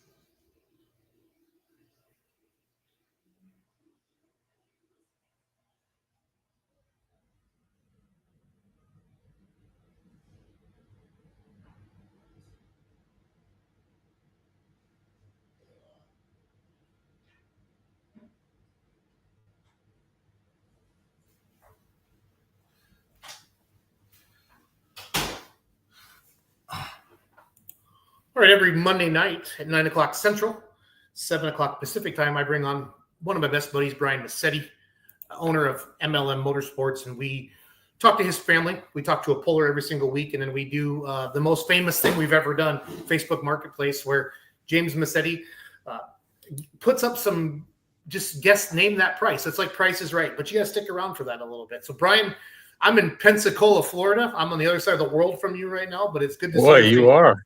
So good to see you, buddy. Yeah, we had the Cal Poly. We had Trevor and John and Brandon on earlier. I think it was John. He looked familiar. Yeah, Sullivan, I think. This is John Sullivan. Yep, you met him. What a very, very plain Jane name. I like that. John Sullivan. Good stuff. So I'm down in Pensacola working with Crystal Foster, one of the loan officers on my team down here. We hired a new loan officer, and we're down here making magic happen in Florida. But it was actually warmer in Wisconsin today than it was in Florida. So what are the chances of that, Brian? No kidding. Wow. Yeah. Well, hey, that's what happens, I guess, sometimes. Yep. Welcome to the MLM Takeover. Again, we do this every Monday night, 9 p.m. Central, 7 p.m. Pacific, where we talk West Coast truck and tractor pulling. MLM Motorsports, the leader on the West Coast. We'll bring on a guest, and then we bring on the family. Who do we got coming on tonight here, Brian? So tonight, we're kind of going to backtrack a little bit and bring back a guest that we've had, Justin Van Tassel. The Hood Rat. You remember him as the Hood Rat, but he Hood is Rat, actually, Hood Rat, Hoochie Mama. You ain't nobody. It's a song. It's a song. Yeah. I know, and that's why I didn't want to bring him on, but I knew you'd want to do it. But anyways, so I thought it'd be kind of cool to get Justin runs the red sled for us now. Okay. So he went from being a puller to a sled operator. So I thought it'd be kind of cool to get his take, and he can kind of explain his perspective of the being on different sides of the hook. So I don't know. I thought we'd change it up a little bit. I think everybody kind of knows him, but I just thought it'd be cool if we brought him in to talk about what he sees from this side of the hook compared to the other side of the hook. So Well, let's bring them on. There's Justin. So there's Uncle Kevin. there's the hood rat. Uncle Steve. The boy Trevor, and my new favorite, and I'll admit it, James Massetti. Everybody, James Massetti. So. That's okay. That's okay. Some of us are used to not being the favorite. But Yeah, tell me about it. yeah. Awesome. So. Well, and also, Jason, I want to thank you and Mike for having Trevor and the gang on earlier, getting some Yeah. exposure for their event. I think they did a good job. It's good. And we got Nono watching at home, so the crew's all here. We'll take it away. Steve, before we jump into it, you look like you are in one hell of a fancy place. I'm not. It's a background. It's, Oh. I was thinking the same thing. Oh. Oops, hold on. Let me see if I can fix this. Just a bunch of shit. in Oh this room. shit, that's cool, Steve. Any of us can do this if we go into our settings. It's not that fancy. Just No, so you know. yeah, I'm not all that technically savvy either. So Well, nor am I. So yeah, no, anyways. it's fancier than anything I've got. That's for damn sure. No, that is cool, man. That is pretty cool. I'll I can do see it too. Sophia back there playing the piano. Oh, look, we're in the Hey, same Jason. Oh. Jason and I are just hanging out on our new pad. Yeah, our new pad. We just bought this. We've been wanting to tell you guys. So. Yeah. Who did your home loan? Oh, we paid cash. We paid cash. Oh, I see. I see how it is. So cool. Well, shit. Learn something new every week, huh? Yeah, So I'll get you before set we up, jump Ryan. in- we can put your sleds behind you and everything. Just like I got lane Oh. posts, tractor behind me there. So it's all good. Nice. Yeah, I'd love that. But before we jump right into the show, I would like to just mention tomorrow's a big day for our family. Tomorrow is Trevor's 22nd birthday. Happy birthday, Trev. Oh, happy birthday, Trev. Thank you. Thank you. Anyways, we could sing or have balloons and cake later or something. I don't know. We'll figure that out as we go. But Probably cake. I like cake. I'm a fat guy. So. Jason, Christy said to check your messenger. Okay. So- Thank you. So, but tonight, Justin, thanks for joining us. Oh, Brian, hold Justin's on. been on- Brian, this is pretty legit. Hold on. But I don't want to take anything away from the hood rat, but I mean, this is your show. As long as you don't do a spelling bee tonight, we'll be fine. No more spelling bees, Justin. Don't worry. Perfect. We're golden. James is in charge, though. He kind of does what he wants. He's going rogue on us. Like he's getting a little cockier about this is my And show. the name's the game changes every week, but that's a good thing. What? It evolves. Hey. Oh, look at that little guy. So that's Trevor probably a few years ago. You think? Yeah. Wow. That was before James was born because we sold that truck when Christy was pregnant with James. Wow. That's crazy. Happy birthday, Huh. Trevor. Thank you. Yeah, we sold that truck because we were going to downsize because running 2 trucks and a sled and events was too much work. Yeah, that's way So too. we sold the truck. But OKT, probably down at Cal Poly, he rode in there, I would imagine. Maybe. Where's that truck at now, Brian? The Therialts from Maine bought it, and I think they were they used to, I don't know if they're still running it or not, but they were building another truck a year or 2 ago.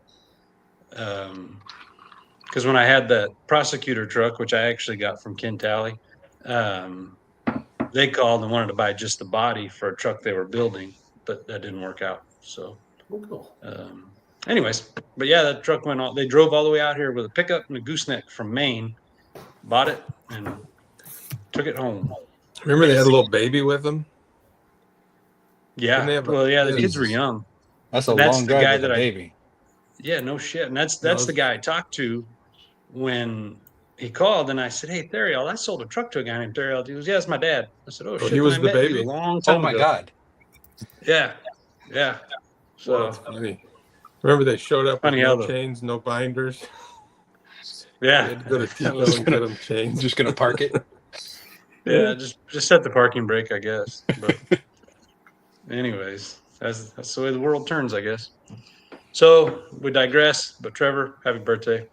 Proud of you. So Justin, thank you for joining us tonight. Wait, you're proud of him for making it to 22? I'm proud of him for all the cool shit he does. Okay, I just want to make sure. Because I was pretty sure he was going to make it to 22. Yeah. Okay. So Pretty sure. he does a lot of other cool stuff besides make another day. But anyways, we'll get to that later. So Justin, you have been pulling the Hood Rat. You made the work stock class pretty famous with the Hood Rat. Then you sold that to change directions, and then you bought another one. And then how many times did you even pull that new truck? Twice. I pulled and it then in you sold MJC and then at that Souza Memorial truck show. Yeah. That was it. Then I sold it. And then you sold that one. Yeah. You're running the red sled. Yeah. So the Golden State Invitational, you did a little bit on your own, but we had Logan here kind of helping and showing you the ropes. Yeah. And then we've done a couple little small deals over the winter, some tests and that play day. And then in February, you were on your own. I mean, I was there, but I couldn't help you at all. So you did an excellent job. But I just wanted you to come back and kind of explain what you see. Now you've got experience from both sides. Not too many people have the experience of being in the sled. So just any thoughts or what you think about it and something you never knew maybe about sleds or how they worked or whatever. There was a lot that I didn't know about how the sled works. To me, it was just always, he just goes forward. The weights come with it. And anyway, I didn't understand, how much mechanically there is to a sled and how much there is to set it up when you get there and how much work it is. A lot of pullers don't see that. They get there, the sled's set up, they're loaded up and leaving before the sled guys go home or, before everything's packed up. They don't see that side of that at all.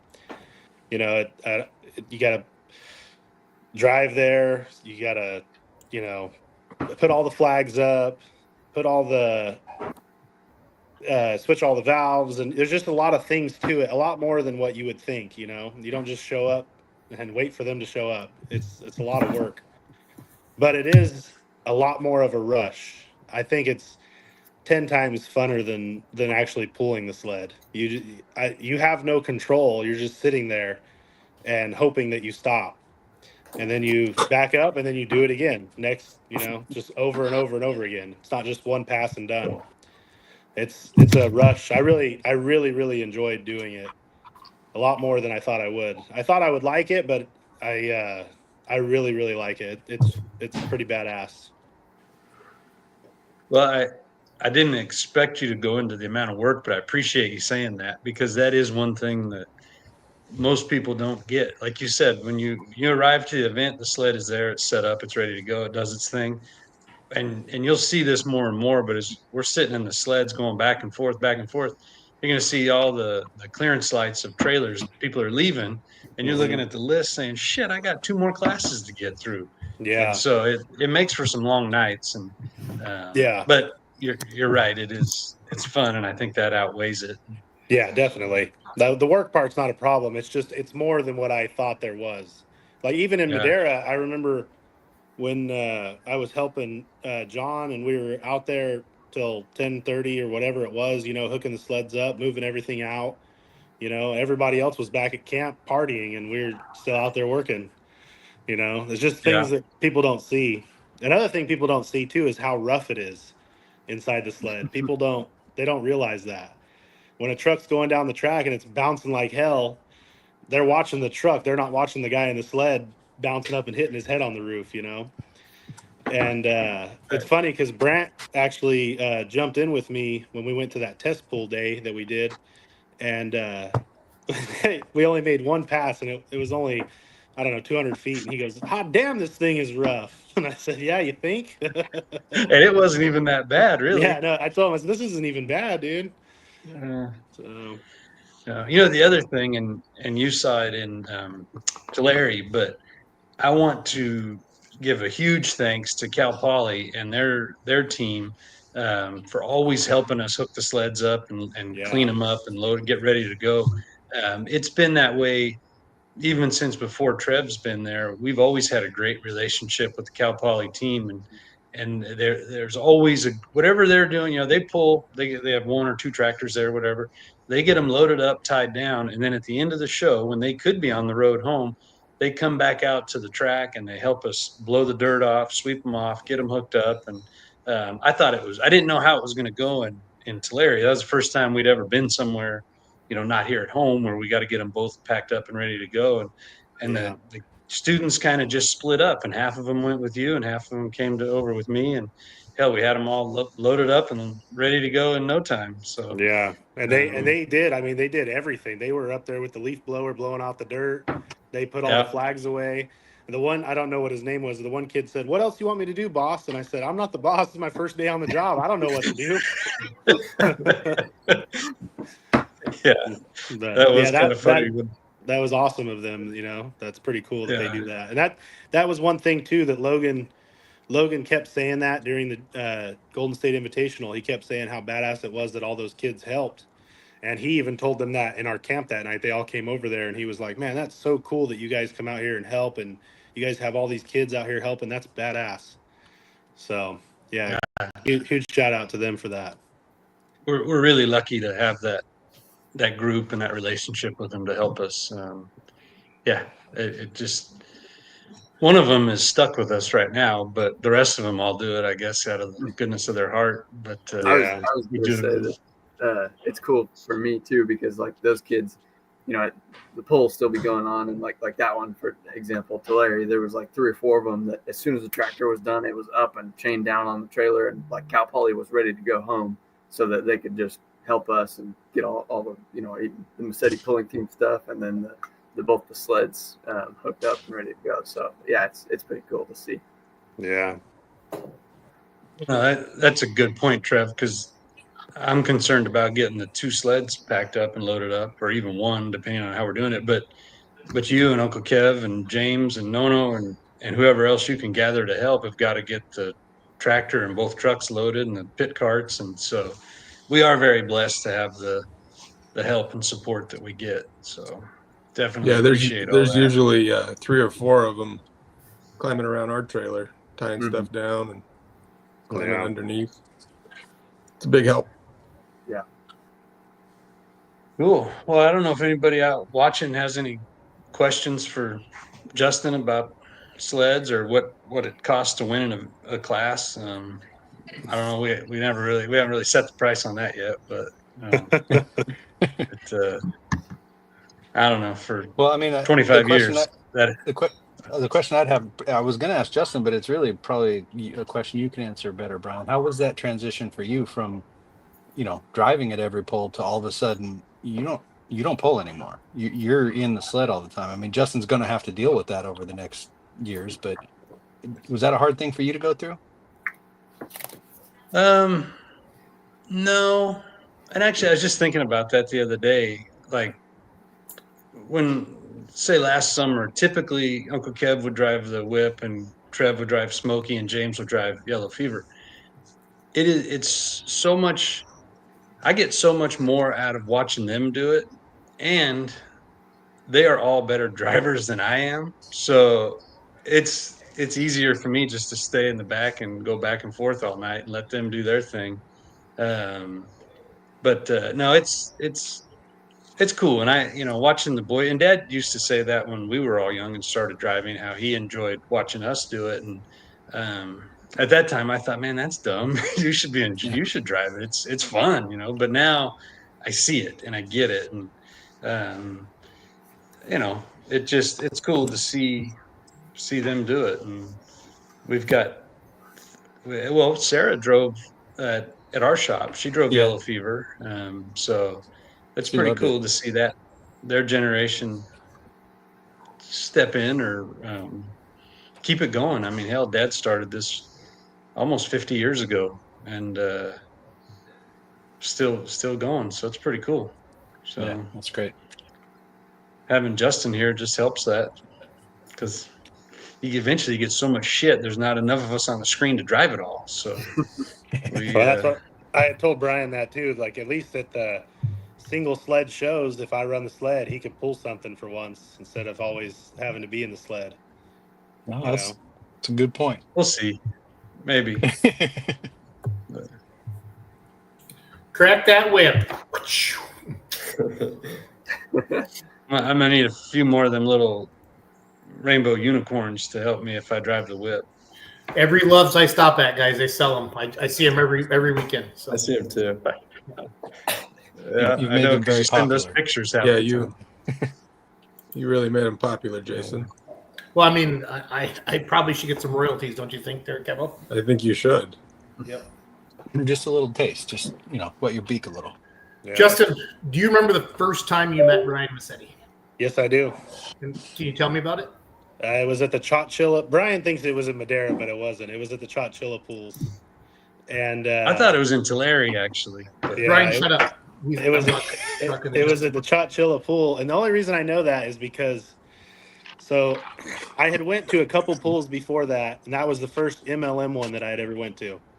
And I remember we pulled in, and they had a tent set up there, and we all paid to register to pool or whatever, and we're waiting around, and Brian came by and said, "Hey, you guys, dinner's ready over there. You guys go get dinner." And so we all went to the tent to eat. And I remember I was like, man, they give you dinner at the MLM pools. I'm like, this is badass.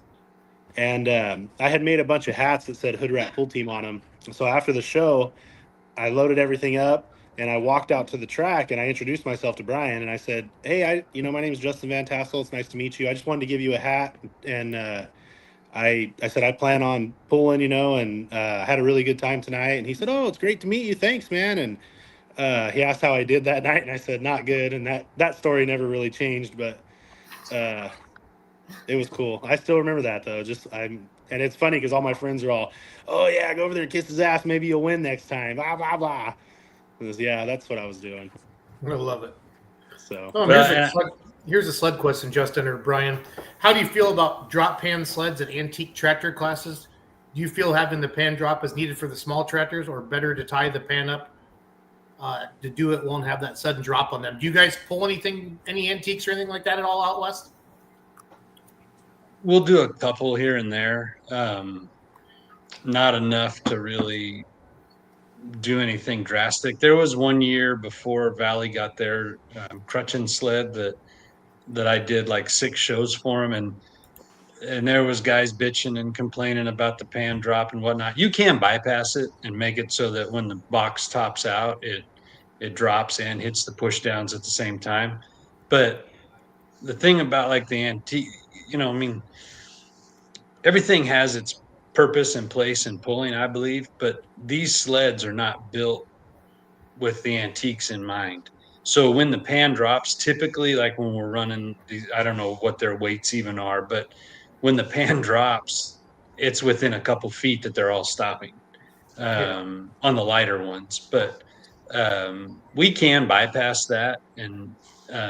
But for our events, we typically might end up with 1 or 2, and it's somebody local, or it's a family that has a modified. They bring their antique out for someone else to drive because it's close to home.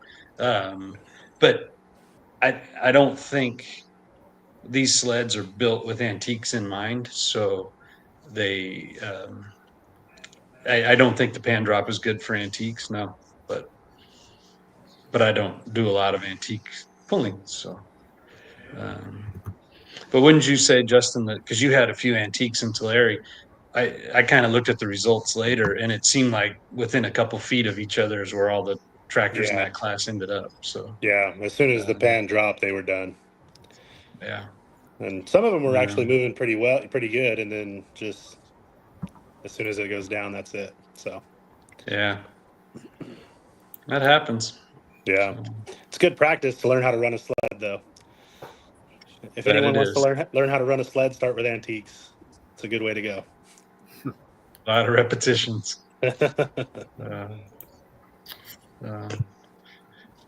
Well, Jason, are you telling me it's time to move on? He's done talking to me. It was subtle, but yes. I It's not guess, you, well, it's me. Justin, Justin, it's not you, it's me. Justin, thank you for being here. Well, shit. Yeah. Thank you for having me. I guess we're done talking. No, you keep talking. Keep talking. Anyways, looking forward to many more events with Justin running the old Red X. So, and now we come to Jason's favorite part of the night, the Facebook Marketplace, hosted by his favorite Massetti, James Massetti. And James, if you wouldn't Yes. mind to share where you are and how you legally obtain that space. I am in the same classroom as last week. I am very cool with the janitor. He waits like halfway down the hall. There's this little kind of cubby. I think I've talked about this before, but like there's kind of a staircase that goes up to the 4th floor, and he just sits there on his phone for like from 9 to 11 normally when we do this show. And it's kind of like a, you know, we have a good relationship, but we've never really spoken. It's just like we mutually know like yeah, he should probably be working, not on his phone with his legs up on the chair. And I probably shouldn't be in this building, but we're cool. We both have a mutual understanding of what we're doing and why we're here. And yeah, so I'm in Clements Hall. That's my go-to spot. Very nice. Anyways, I'm excited for tonight. I have some pretty good listings lined up. Justin was a former guest on the show. I want to say he got second place due to a little discrepancy with a spelling bee, but don't worry, no more spelling bees. That's It's great. all good. Anyways, it's a little redundant to explain the rules to Justin since he's already been on the show. But essentially, for those who don't know, haven't watched the show, I'm going to show you a marketplace listing. Everyone on the show is going to guess the asking price. We invite the audience to play along as well. It's Price is Right rules, so closest answer without going over wins. You get 1 point for being the closest, 3 points for being the exact answer. And Justin, actually, I changed something up. I don't know if you've watched the last 2 weeks, but the very last listing, we're going to guess the location as well. And there's lots of bonus points available. So pretty exciting stuff. Anyways, let's just get into it. This first listing here is either a 2.6 or a 3.0 roller with an engine, not in it. The chassis is built for the 2.6 class, but can easily be made 3.0. All the tubing is chromoly. He's got all the safety equipment for the driveline, presumably not installed. The weight box has everything for an water-air intercooler system. It's got an L5P engine, short build. I don't know if that means short block or I don't even know what that means, but short build. The block is filled. It's got waggler rods, girdle and heads. It's got a stock crank, and he's not sure about the camshaft, so he'd have to look at it. It's got a billet timing cover, super important, and it's all balanced. But he has no pictures of the engine, unfortunately. So I don't really know what's going on there. Could be a little scam, I'm not sure. But he's got a new Fordish slipper clutch and an NV 4500 bell housing from Kenny's Diesel. You can see it's in a few pieces right now, but it's got everything you need pretty much. I mean, you just got to put it together. The pink diff cover, it's pretty much ready to go almost. We're gonna start this one with Uncle Kev. Uncle Kev, what do you think? I have no idea. It's got a 4-dish slipper clutch. That's got to be worth a lot. It has to be. I don't know. $32,000. 32. Trev? That was quick. Wait, before you give your answer, today I'm gonna not call Cheatin' Trev, because it's his birthday tomorrow. So we'll start that up next week. But Trev, what do you think? I I know I saw this one too, which is really annoying. I'm gonna say God. You might want to go 13. back to cheating, Trev. Hey, No, let's no, give no. him a minute, guys. Yeah. I'm gonna go 13,000. 13. Oh Jason? shoot, I went too high. Jason?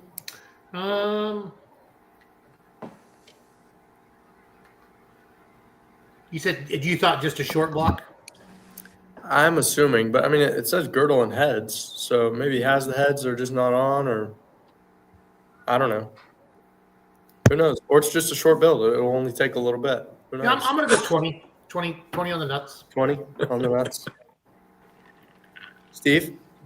22.5. 22.5. Dad? That's my number. You could share it with me. 22.6. Nah, that's kind of screwed up. 22,501. No, it's not screwed up. That's good. Dude, that's better. Like it. Justin, last guess. What do you think? Has anyone guessed 25? Or did someone already guess that? Nope, nobody's gone 25. Okay. I'll Don't you take mean- 25. Don't you mean 22,502? Good. No, I can't do my boy like that. Okay, there we go. 25. Thanks, Justin. Let's see. 37. Uncle Kev. Hot With a guess of damn. 32. First guess. So when Honestly, Trevor incredible. said he saw it, and then he said 13, I kind of started doing what Kevin did. Yeah. I originally wanted to say 25, but whatever. It's all good. That's part of the I game. swore that it was like super low for some reason, but I definitely don't think Trevor was cheating that round. No, Uncle that's no Kev. cheating Trev right there. Uncle Kev, 32,000. Great first guess. Just 5,000 Thank you. short. He gets the point. This next one here, this one's interesting. It's a Volkswagen thing with an atrocious color scheme. This No. guy says this clown car Harlequin is actually a real Acapulco version of the thing, and it's one of 400. No idea. Very original, except for the awesome or hideous paint. You decide. It runs very strong. Bug Formance, what a name, in Sacramento did a complete new wiring harness in 2000. Motor runs excellent. Starts right up every time. Idles nice. No smoke. It is going to need some new tires to drive regularly. But overall, very solid. Original pans, only a few blisters on the body. And the title matches the VINs. Last registered in 2019. This one's interesting. I really have no opinion here, but It's a good thing that the title and the VIN matches, because if it didn't, it'd be kind of a sticky situation. yeah, it wouldn't be very Funny that original. they advertised that though. Yeah. I was going to say, I think your grandpa really wants one of these. Yeah, I think my Maybe grandma not this ugly. would move out or kick him out if he ended up with this thing. Yeah. But Trev, what do you think? that's a great question.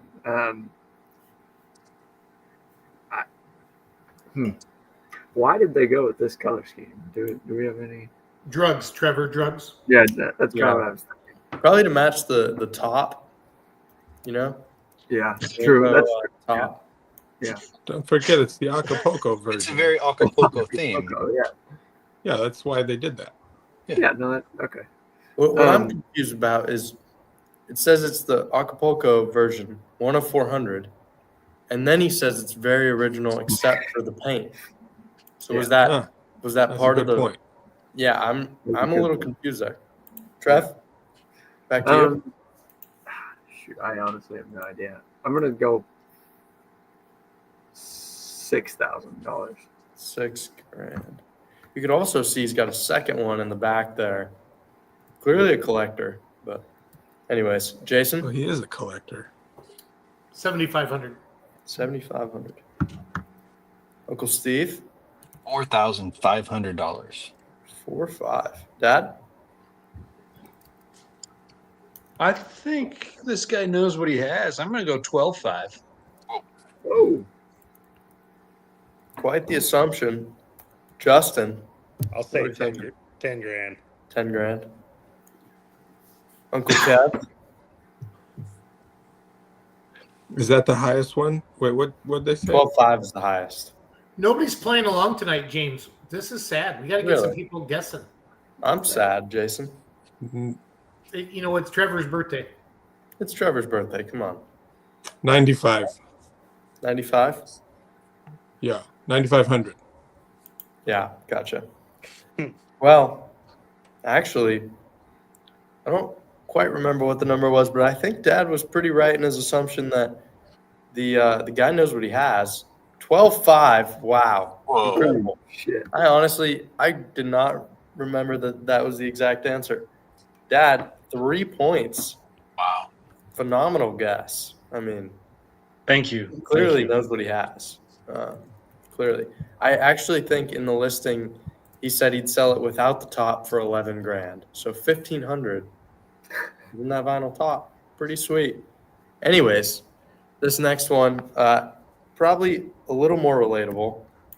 This is a bunch of pulling stuff. So this is, sum it up. This is 2 tractors, couple of bell housings, just a ton of shit. Anyways, this guy's selling out, so he wants to sell everything at once.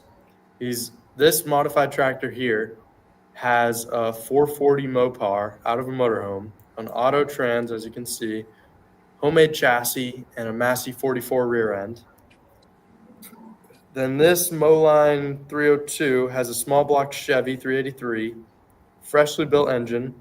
He's got the bell housing to mate it to the rear end and all the sheet metal for it. He's also got 2 more bell housings, which are not pictured. One's for a big block Chevy, one's for a big block Ford. He's got a 3-disc Crowler clutch with a big block Chevy flywheel and an SCS 30 transfer case. It's also got a set of 9-bolt well-on hubs for John Deere. No idea where that came from. And a double-keyed crank for a big block Ford. He's also got a new set of wedge frame rails and some Firestones. I mean, I don't really know if you could build one complete tractor, but you could probably start on a couple here. It's pretty much it. Just keep in mind he's selling all of these at once to get out of pulling. We're going to start this one with Jason. 42.5.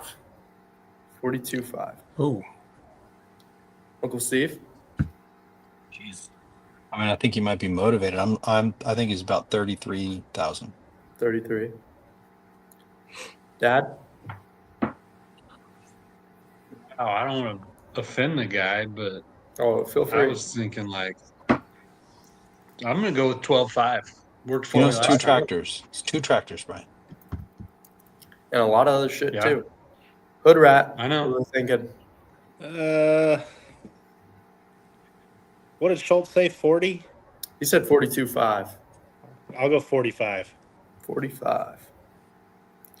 Kev? What are we at below that? Who said something below that? Like closer We're at to 45, 42.5, and then 33. I'm thinking 35. 35. Trev? That's tough.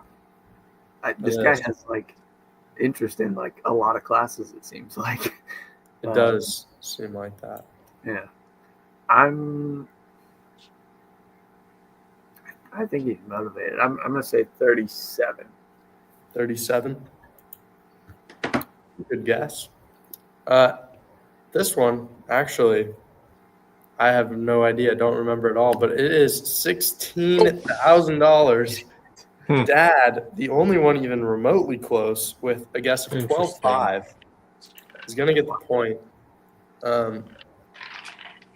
Looking back here, I mean, 37 for one pretty incomplete truck,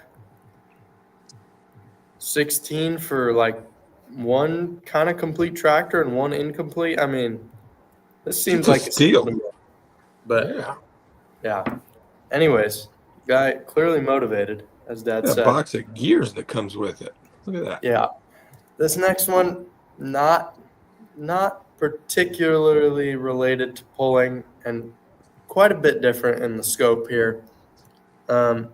This one's a renovated church property.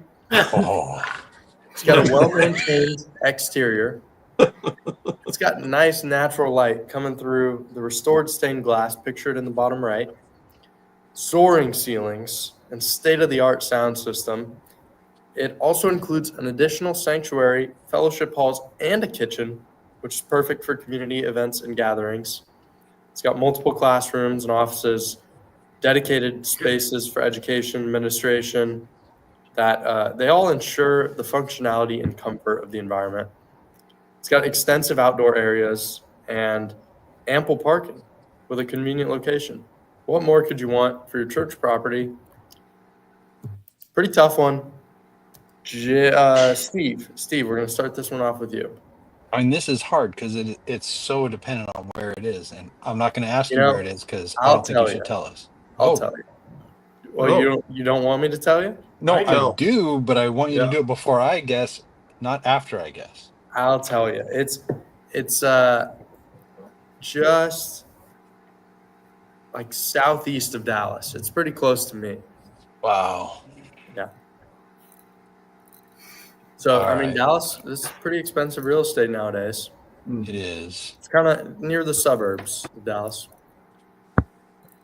South, though, not north, not up by like Garvin or something like that. Garland would be east, but no, it's not. It's down kind of southwest. Okay, I am going to come in at 460,000. 460. Huh. Dad? That's you, Brian. It's a tough one. Yeah. Do we know if it includes the congregation? Do we like get the people too? Church property, bro. I'm gonna say no, but It seems silly. You can't buy people anymore. Well, I mean, all right. Well, I'm gonna say 600,000. 600. But rat. See, that's without where I the was people. going. But It's in you Texas. got the income potential. But I it's mean, in I'm sure it Texas, wouldn't be too hard. You guys are giving California prices. I say 320. 320. Uncle Kev, what are we thinking? I have no idea. I mean, you're getting the you're buying it, right? Like the whole property, the Yep. building, Land included, yeah. all the chairs. I'm All gonna the go with chairs. Old Parade there, Parade Alley.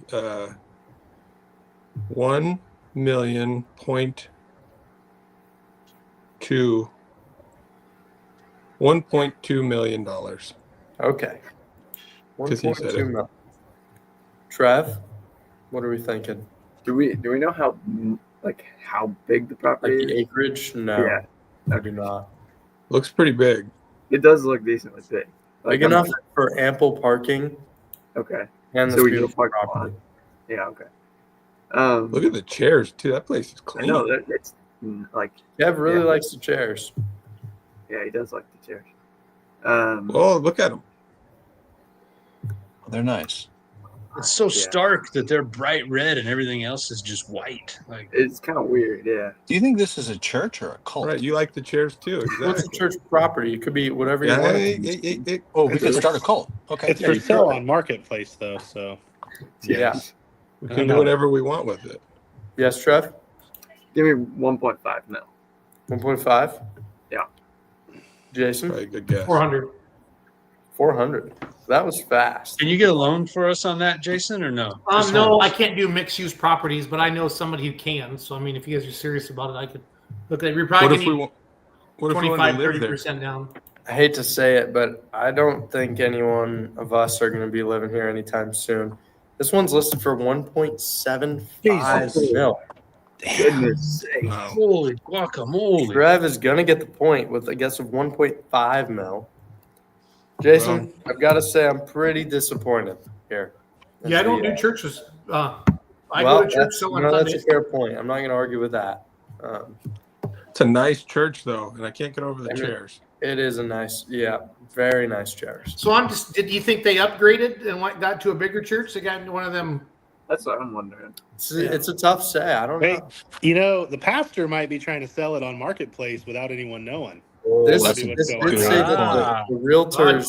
John Borg coming in with a strong David Koresh in New England. Well, that's what I was thinking of with this whole thing, but I didn't want to go there. I have to say, I mean, it would be a good place. Ample parking and a convenient location. I mean, yeah. Anyways, James, you're the best. It's not really fortified enough just yet, but yeah, no, it needs to be renovated a little bit more. Yeah. Trev, Turret. 1.5 million. Great job. You're gonna get the point. Right now, 3 listings into our 7 of the night. Dad is in, or 4 listings in. Dad is in first place with 4 points. Trevor and Kev, second place with 1 point. I'm not gonna say it's anybody's game, but I mean, there's a chance for a comeback here. This next one, this one is pretty weird. I honestly have not one clue what is going on. There was no description aside from the phone number. It said it has 30,000 miles, but like which part? This is a trike using a Chevy Cavalier front end. Now, I've got some questions here. I'm not going to lie. So you could see this foot pedal is going back, I believe. I don't even know what that's for. Is that a clutch? Is that a brake pedal on the left side? I don't know. It's going back into the car. There's a shifter right here. Cab-a-trike. So I'm assuming, Trike-a-leer. I know this is a front-wheel drive car. I'm assuming that there's still a motor under there, and it's driven, this bike there's no motor in here. It's driven by the Cavalier, but like, how do the wheels stay straight? Not sure. Did the seller color match it? Because this is a pretty good match. Not sure. I was just in Bike Week, guys, in Daytona last weekend. Oh, and yeah? I did not see anything like this. I saw some really cool things, but nothing like this. So. I mean, it takes a special type of person, Jason. Back here, Yes, this it little has bumper handles thing, on the hood, like grab handles. Yeah, I know. Like for Those a are for the passenger to hold on. passenger. You know, I mean, it's that's pretty sweet. I don't know. They're useful. Yeah. So then here, this thing, it's got 2 little roller wheels and a hitch. So like, are we pulling a trailer? Or are we doing wheelies? Like, what is going on? I guarantee you, this thing pops wheelies. But did they also There's no way. Did they? Yeah, they took the just they cut took the back and put it on the front. They Yeah, they cut the just middle of stuck the it right car behind the out. hood. It just went like Yeah. that. Yeah, I don't get it. Like, where's the radiator? Who knows? But like, they honestly did a beautiful job. Like they incorporated. I mean, a pretty decent job, Steve. Yeah.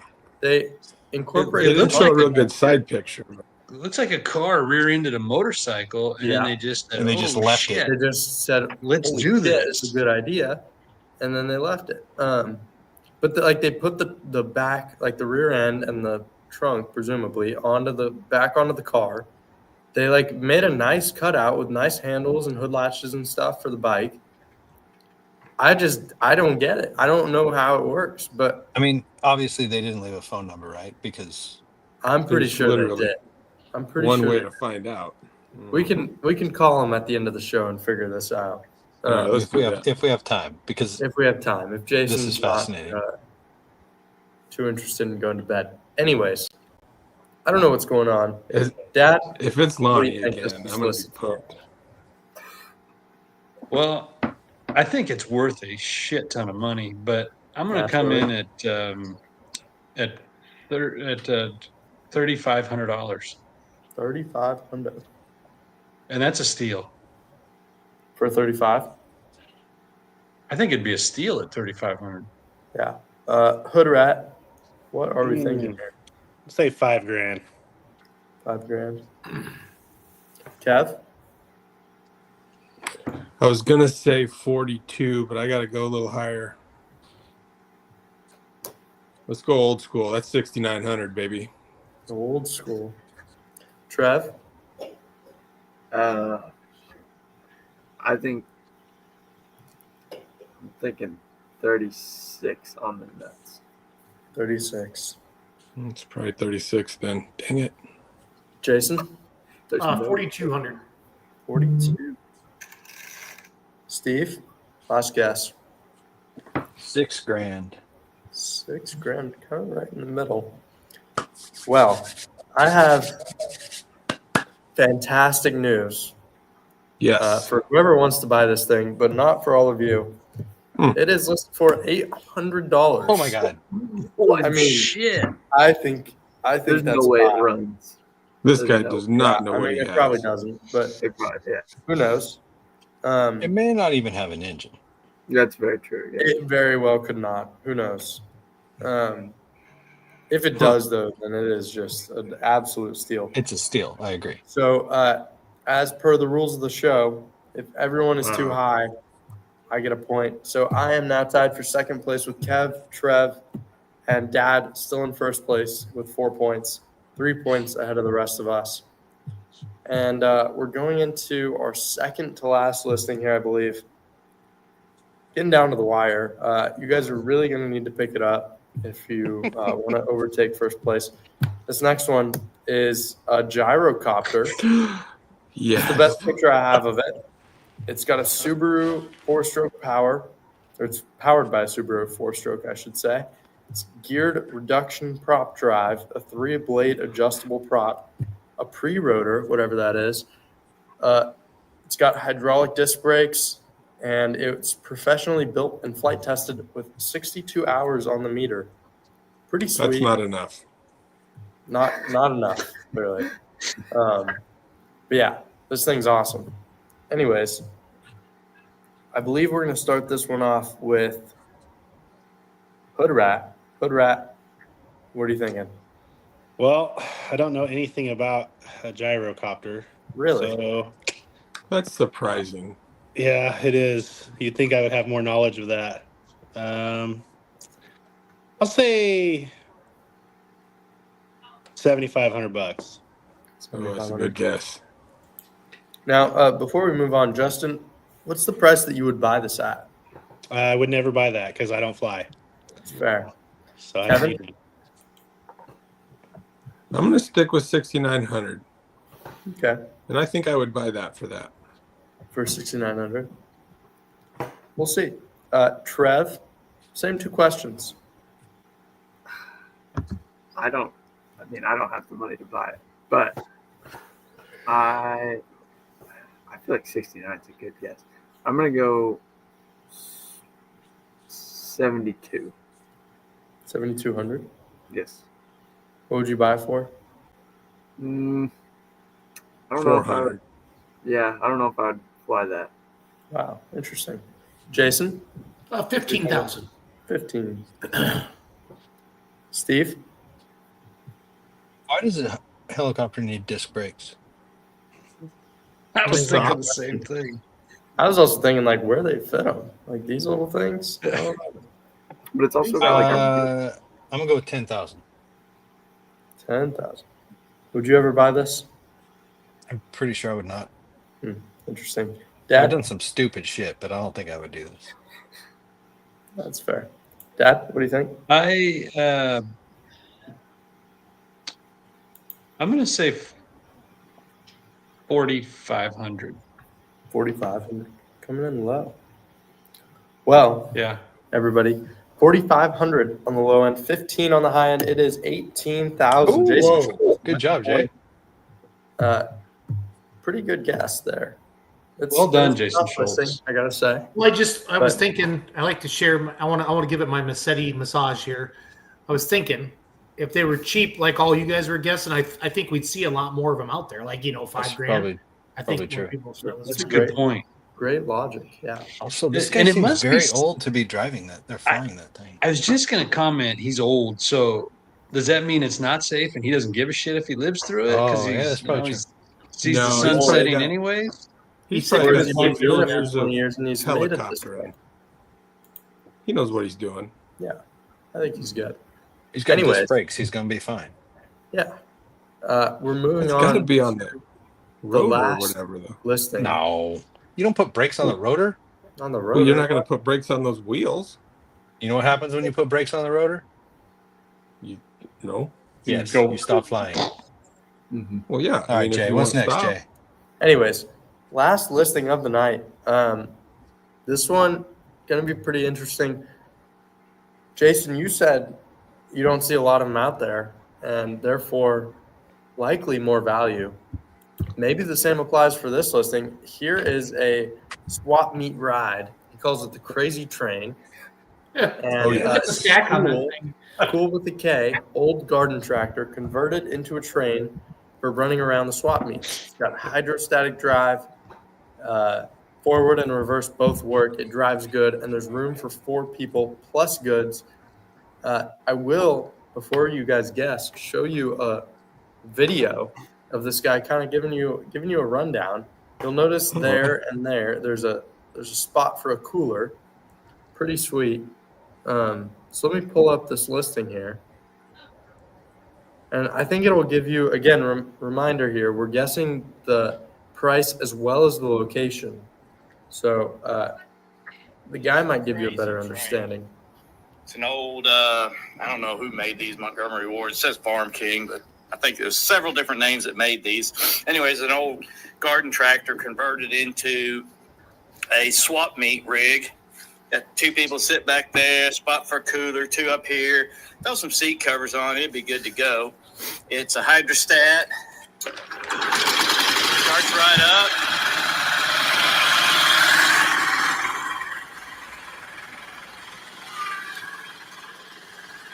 Drives, runs and drives. Reverse. Everything works.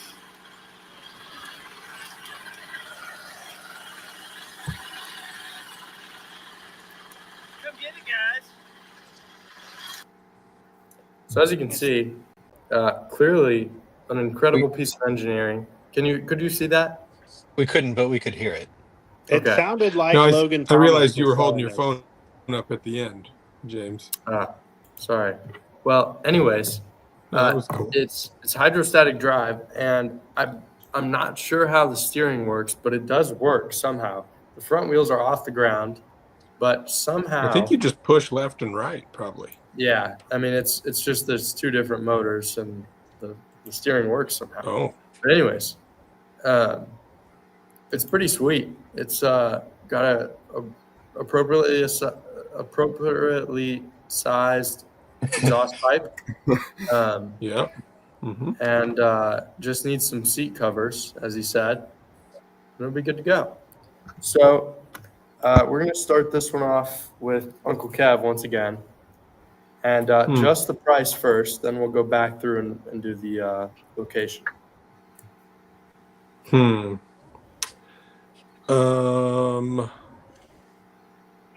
What'd the Cavalier trike go for? $800? That was $800. Yeah. This is this has got to be. I bet it's an even $1,000. 1,000. Trev? I don't know. That's what I was going to say, but I'll go 800. 800. Jason? 400. And what would it take for you to buy this? 500. 500. That's fair. Steve? $1,200. Dad? Before Steve said that, I was already thinking 1,250. So I'm gonna stick with 1,250 and not. No, I'm gonna stick at 1,250. You got $49 other dollars, Steve. Thanks. Justin, last price guess of the night. I'm gonna go $1. $1, I like it. All right, so now we're gonna go reverse order, and it's location. So Justin, where do you think this was listed from? Well, judging by that guy's accent, he sounded just like Logan Thomas. Okay. So I'm going to say North Carolina, Central North Carolina. Central North Carolina. Uncle Kev? I thought he sounded like Blake Shelton. Okay. And I think it's in Tennessee. Tennessee. Where in Tennessee? I guess. Nashville. Nashville. on account of the country singer. Trev? I'm thinking, I don't know. I think this could have been something that popped up on your marketplace. So I'm going to say Dallas, Texas. Oh, that's a good guess. That's a good guess. Jason? Greenville, South Carolina. Greenville, South Carolina. Steve? I think the guy's a transplant, and I'm going with Jackson, Mississippi. Okay. Transplant. Dad, last guess of the night. What are you thinking? I wish I knew like where the hotbed of swap meets was, because yeah, I feel like you're not going to travel a long ass way. Oh, it's in Turlock. Well, I thought of that. That'd be but amazing. I believe it's Norman, Oklahoma. Norman, Oklahoma. It's a good guess. Well, everyone, first of all, I will tell you that it was listed for $1,000. I believe. We'll have to double check this when I go to the right slide, but I believe it was listed for $1,000, which would give Kev 3 points. Yes, come on, Nashville. Unless I'm wrong, then I'll take those points away. But I'm pretty sure it was $1,000. As for the location, it was Aubrey, Texas. Aubrey, Texas, just north of Dallas. I'm gonna give the full 3 points to former Cheatin' Trev, currently Trev. No way. Which puts us in quite the predicament here. 4 points for Dad. Wait, I didn't get any points for that? You 4 did not. points for Uncle Kev. Okay. So now we have a 3-way tie going into first place. Unfortunately, Justin, Steve, Jason, and myself not in the running anymore for the win, or first or second or third place. But Dad, Trev, and Kev, we're gonna do another location. Justin, this is how we do our tiebreakers nowadays. I like no it. more spelling bees. It's a lot better. So let's just kind of look through here. I think we're gonna go with the Chevy Cavalier / Trike. I want you all to guess the location that this was listed in. Let me just double check and make sure that this is a good one. But let me just give me 1 second. Yeah. Okay. So we're gonna start this one off with Dad. Dad, where do you think this whatever this is was listed? Oh shit. I wish I could zoom in on that license plate. Well, that would be cheating. No. Yeah, that one. Yeah, that one.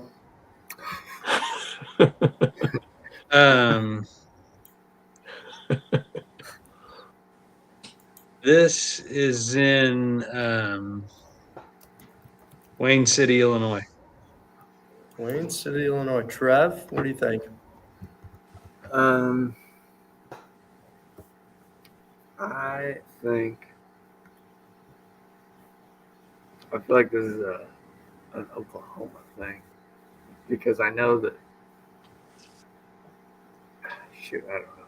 Give me Oklahoma City, Oklahoma. Okay, City. Uncle Kev? I'm not good with maps. Where did Brian say? He Iowa? said Wayne City, Illinois. Illinois. That's further up. Trevor said Oklahoma. Where was Lonnie from? He was from Louisiana. Yeah, I'll take Louisiana. Okay, Louisiana. Anywhere specifically? Thank you. Yeah, near Bobby Boucher's house. I don't know. If it comes down to it, I'll come to a city. Well, it doesn't, unfortunately. This one is in Broken Bow, Oklahoma. Trev got the zoom in, I'm sure, on the license plate there. No, I just thought because. Oh, shut the hell up, Trev! Don't make it fun. Just admit you were good, and you zoomed in. I That's tried. okay. I tried, but it wouldn't let me zoom in actually. So then I just guessed. Trev, you wonder why we call you Cheating Trev? This is why. Yeah. There goes no more the new Mr. nickname Nice of Guy. Honest Happy Trev. birthday, Cheating Take Trev. Trev's but back. Still cheating. Not really cheating, just kind of lying. Anyways, Trevor is going to get the point. Trevor gets 1 point, putting him in first place. Trevor first place. Dad and Uncle Kev tied for second. Myself and Jason tied for third. Uncle Steve, Justin, thank you for joining us tonight. It was a pleasure having you both on, but unfortunately, you will be taking last place. That's all I have for you, folks, tonight. Thank you all for having me. I had a great time. I hope you all did as well. We calling that guy or what? You got his number? I'm going to bed, boys. We can save it for another time. So Okay. I didn't You get guys his number anyways. That's you guys okay. can. No. No, the number's Well, hidden. good. It's hidden information here. But anyways, James, We can thank you use the once fine again stuff. for Well, we try hard. thank I you mean, for do we putting this want to find together, it? Jay. I bet I could find it. For another time, maybe, because this one's over. Another time. Good job. Yeah. Well, boys, thank you again for another Monday night. Bree, I saw you back there. Hello. Hello. Justin, appreciate you coming on with us tonight and appreciate what you're doing with us this year. Looking forward to a great year. Steve, I love your new living room. You guys did a great job. Thank you. You can thank Jason for that. He designed Wow.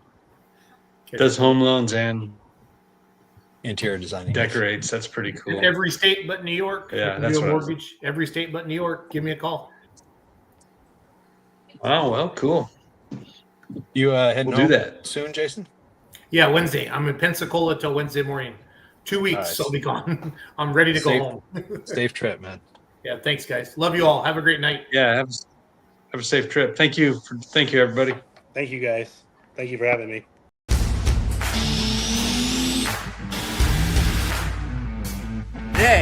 Today. Let's talk about today. Compare national state level, you have to run non-sales, wholesale.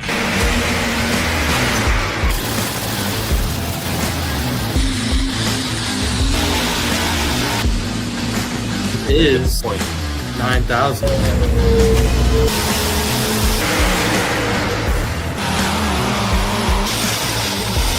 The only mistake I made, I didn't put a rate in a registration booth with the